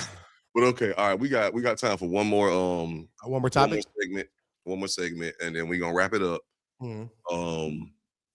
This is gonna be extremely goofy. Like this is probably like the nastiest clip that I have. I'm with it. I know you are, but Alvin. Alvin's on his phone, right? By the way, I'm not. Alvin, tell me the truth. Are you an Android guy? You got an Android vibe. I have like both. I have like 6 phones. So right. Yeah, I have an iPhone. I don't like it. So my primary device is an Android phone, but like I carry an iPhone because I like the Apple Watch better than I like any Android like watch. So I carry my iPhone so that my Apple Watch is always on me, but like I don't like iPhones at all. By the way, I knew you were a tech guy. You got a tech guy vibe. You got like I like devices. I like my little treats vibe. You got that vibe to you. That is true. You are right. That's hilarious. Read it. I don't know if I would take that as a compliment coming from me. It's not a diss neither. It's just an observation. It's a fact. So it is what it is at this point. You know what I mean? All right, hold on. I'm about to get this bit pulled up. All right. I was trying to see if I could get it pulled up another way to fast forward it, but it's worth the. My brother doing this StreamYard shit, trying to figure this shit out. This shit beating his ass, by the way. In real time, nigga. I feel like I'm now, nigga. Like I gotta. What is the screen working? What that shit say? Vabbing? Oh, I know. So yeah, I know. I put it up there, and then I usually put it like down my neck and on my wrist. When I first started, I would go up there, and the more I did that, I started to create rips in my vagina on my vaginal wall. So now I use coconut oil as lubrication. I'm always sticking my hands in my vagina, so I wash my hands a lot. If I got a boyfriend, it would be really amazing.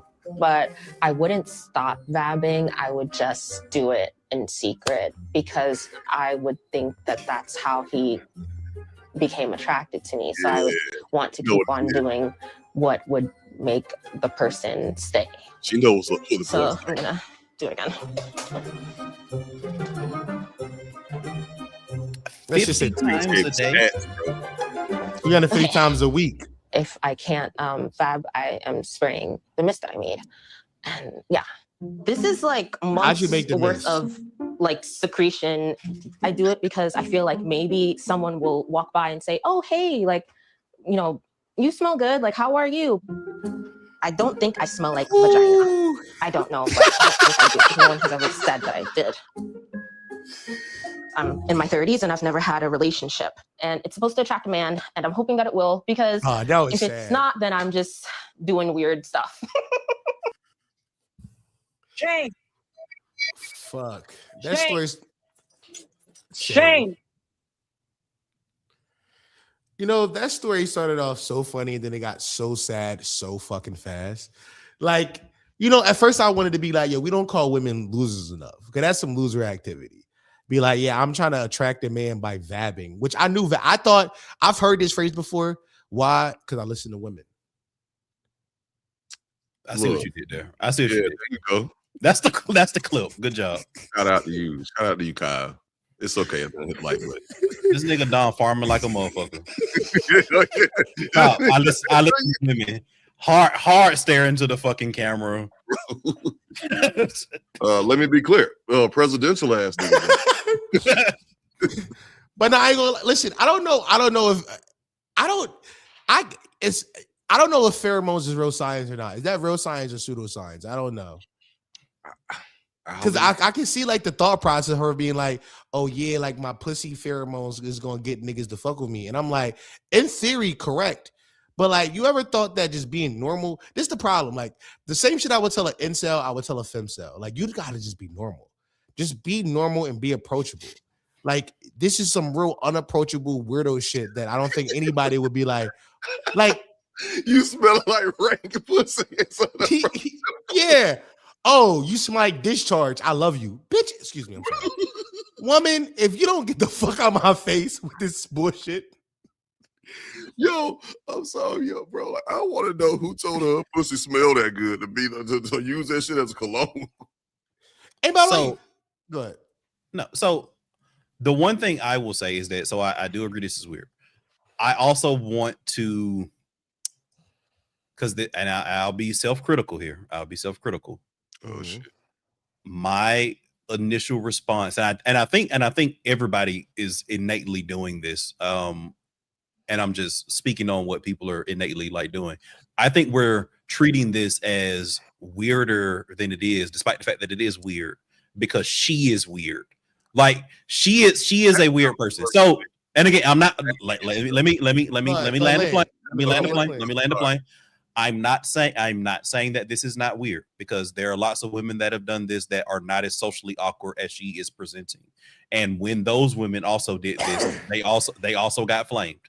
It was also a laughing point. So it's not simply because of that. I think that a lot of what I'm saying is in addition to, not instead of that. So weird, baseline, got it. If she was, less socially awkward, it will still be weird. However, I do think that the approach that people are having to this clip is amplified by the fact that she in of herself is a weird person. Like, if she was just like, oh man, like I just don't have a boyfriend, and like I just like eat like lots of like Chobani like Greek yogurt every day, hoping that like I'll find some, like, people would also be like, this is an awkward ass clip. Like, so while the shit is weird in and of itself, no matter who's doing it, I do think that it's also colored in addition to its weirdness by her weirdness. No, listen, that's a good assessment, but let me tell you something. I'm not judging a woman off her weirdness. I'm judging the act. Me personally, I see what you're saying. I see some people are doing that, and I can acknowledge that. Any person, period, who is taking pussy juices and dabbing their neck with it, I'm calling you a fucking weirdo. Take the finest of fine shit. If I find out tomorrow Meg Thee Stallion is doing this, I'm looking at Meg differently. I'm like, Clay, what's wrong with you? Clay, is that what got you? The fucking puss pheromones? This is like, it's objectively just like a weird thing. I have a question. Does it work though? Like, is there science to back this working? I too have a question. Like, okay, so I think I do. Okay, I do think there's a little bit of a science behind it because so like, all right, fellas, okay. We are this is some pseudoscience, pseudo-intellectual. Let's do it. I'm here. Intellectual ignorance type shit we about to get into right now, okay? All right, so y'all know when you getting into it and you about to eat that box, right? Yeah. You go down there and the panties are still on. She hot and ready like a Little Caesars pizza, and you just kissing around the thigh, but you smell it like you do this, right? You know what I'm saying? And that shit turn you on or turn you off.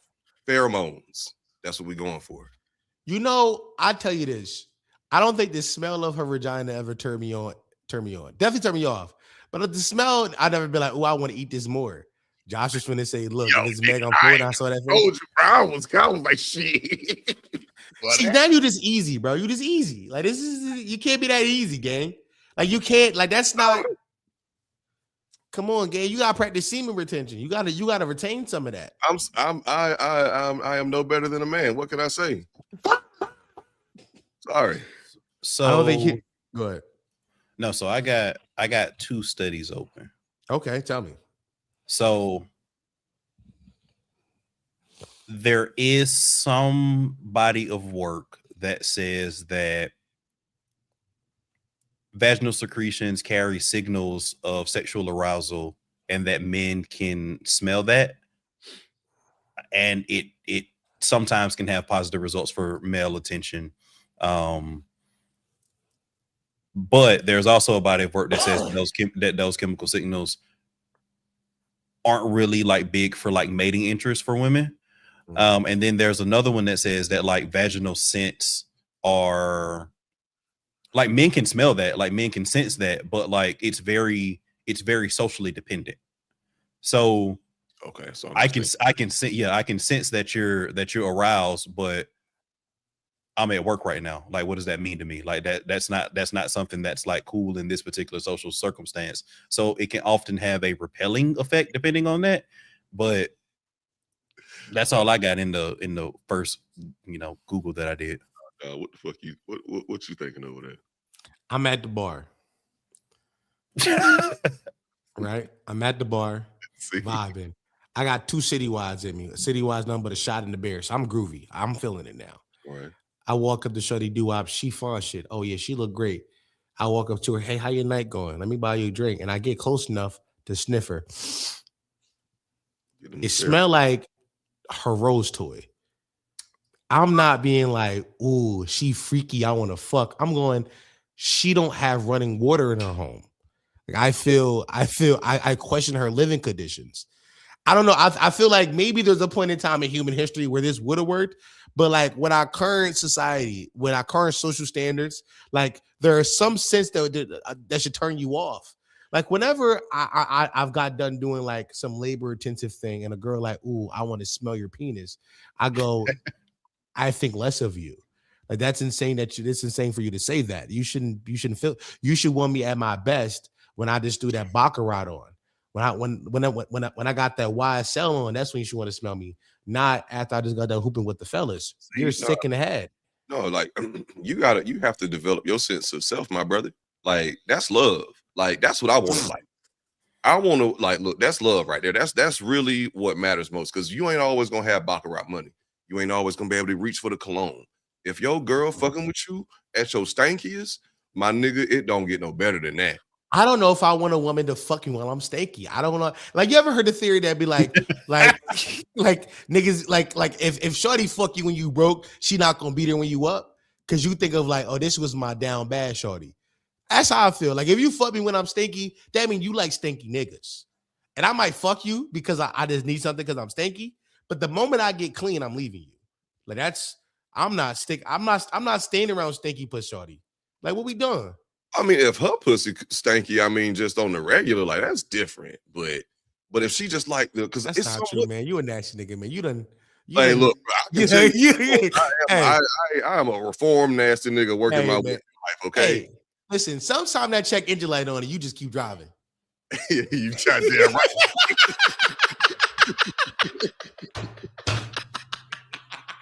Brother, I can tell you stories off the mic, brother.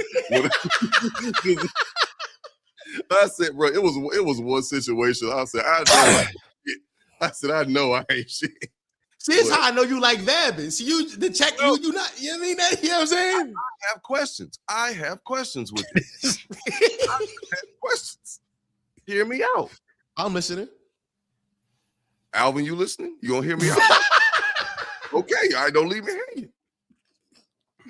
Smells like everything. I don't know about all that, but I'm just saying, like, okay, so what does it smell like? Is it like a pungent smell? Because some women have like this, it's like an aroma. It smells like pussy, but it smells like sweet pussy, like Badu pussy, and it's like, ooh, okay, a little goes a long way. Not a whole like just knocking your nose up, Yeah. Scent, but like just a, oh shit, it's like a quick little it's like that pie from Tom and Jerry. I know. You start flowing. You start flowing. And that's what I was really trying to get to when I was saying when you might have box and the panties still on.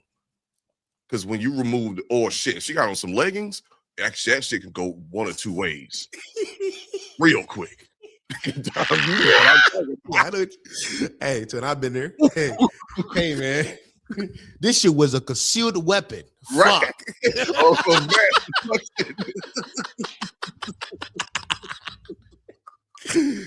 Nigga, damn.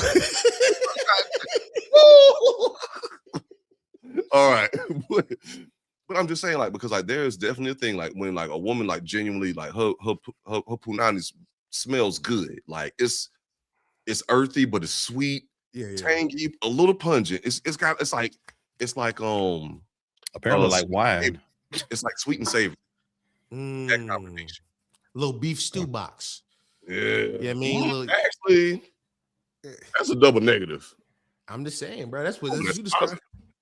It's a double. Yeah, I mean, it's a positive, but it could be negative. You never know. Yeah. Show me the results, man. I gotta see. If you smell like if the poom poom is sweet and you get like just a hint, I'm gonna be, of course, just a little concerned. My dick might jump because I'm smelling like good pussy. But I'm gonna be concerned because why am I smelling your pussy from the outside, just in life? You know, that makes sense. I think we overplaying how good pussy smell. Like I think pussy smells bad, and then it's just pussy smell. Like I love the smell of pussy. Like once I'm like, oh, that's what a pussy smells like. Yeah, but it ain't like, oh, it's sweet, oh, it's water. It's just like, oh, that's a vagina. That's a healthy microbiome she has. Yeah. You see what I'm saying? Vaginas have a scent. There's a difference between a scent and an odor. There are two exactly. Yeah. Like exactly. Like you know what I'm saying? Like the healthy microbiome versus there's something wrong here. You know what I mean? Even if her microbiome is very healthy, don't go dabbing it on your neck. I don't know if that's what I want to smell when I get up in there close. Because like I said, at the bar, it's loud. So I am getting in your ear. What you drinking tonight? If I get in, you see what I'm saying? Ooh, I pull back in his vagina. My first thought is, did somebody sit on his face tonight? And if so, is she still here?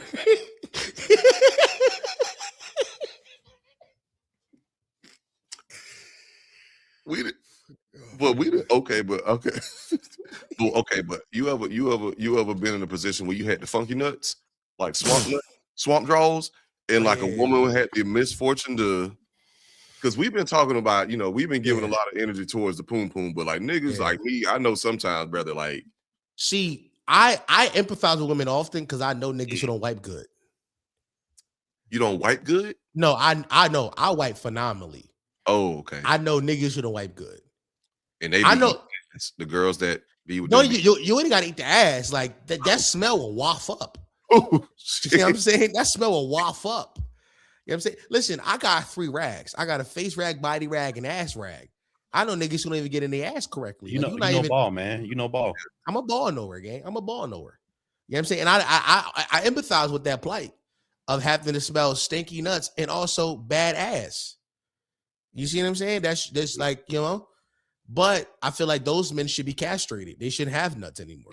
We got to make them eunuchs. We got to make these niggas eunuchs. Because you respect women, 100%. Go ahead. Why? Because I love women. And shave their pubic hairs. Hello. Tell him, my nigga. Say that shit one more time, just because they ain't. Nah, they ain't hear. They didn't hear me, bro. I love women. I love them. Trying to find an appropriate sound effect to go with that shit. Oh, there we go. There we go. There we go. Yeah, drop a bomb on that motherfucker. Oh shit. They don't even know, man. They don't know how. You know what I mean? Also, I love Mach and Labubus. If you were wondering. Oh my god. All right. Okay. All right. We I think anybody got any last thoughts regarding anything? Regarding anything, patreon.com/pottymouth. Patreon.com/pottymouth. Go subscribe to my Patreon. 3 episodes a week. Like I said, we're proletariat month. We do it for the working man. We started this new thing on the Thursday episode of the week because the episodes come out Tuesday, Wednesday, and Thursday, and Friday there's a live stream. So on the Thursday episode, we're doing this new thing where 4 and I are watching shitty movies and giving detailed breakdowns of how bad these movies are. So far, we've done Transformers: Rise of the Beast and G.I. Joe: Rise of Cobra. Through line I'm catching here, bad movies have the rise of somebody. So can't wait to watch the rise of Hitler soon. Nice. Now, one thing I love about like just collabing with people, like you just see like the audience overlap. Somebody said your movie reviews are hilarious. So keep on doing it. I'm gonna have to tune in. I'm gonna have to lock in with one of them. Come on, man. It's my new favorite thing to do in content. Cause Mike 4 and I have a theory that politics is dying this year and movies will become the monoculture. That is our theory. So we want to get ahead on that when it comes to just helping people get through the work week. You know, it could go either way. We're gonna see. What was some of the things we was talking about earlier in this session? We talked about Sinners. We did Sinners. We talked about Daniel Caesar, and we just did what's it called? Vabbing. Vabbing. Okay, all right, bet. Vabbing. You're about to see a beautiful mind in work right now because I'm about to close this thing out. If you, all right, I got it. If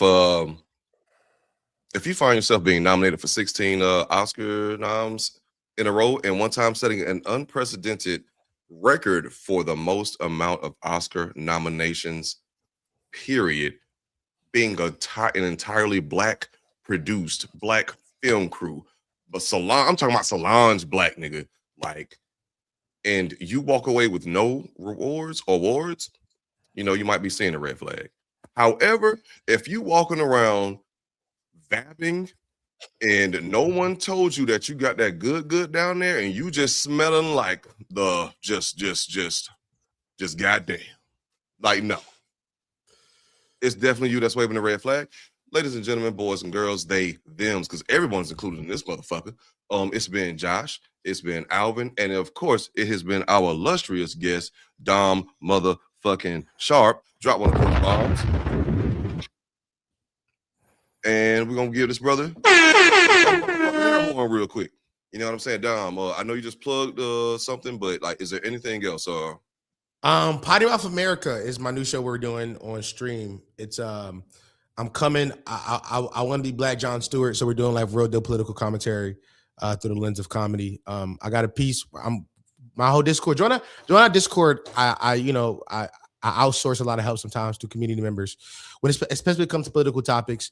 One of the things I truly feel that in times like this, unprecedented times, when it comes to political discourse, I think one of the good ways to keep a revolutionary spirit is to be inside community, and communities is always important. So join our Discord. But like I said, PMA, we got a piece on the Black Panthers coming up next week. So nice. Lock in on that. Fucking go. Already, well, it's been waving the red flag. Thank y'all so much for tuning in. Don, appreciate you for sliding through as always. For the fucking more collabs, always a pleasure.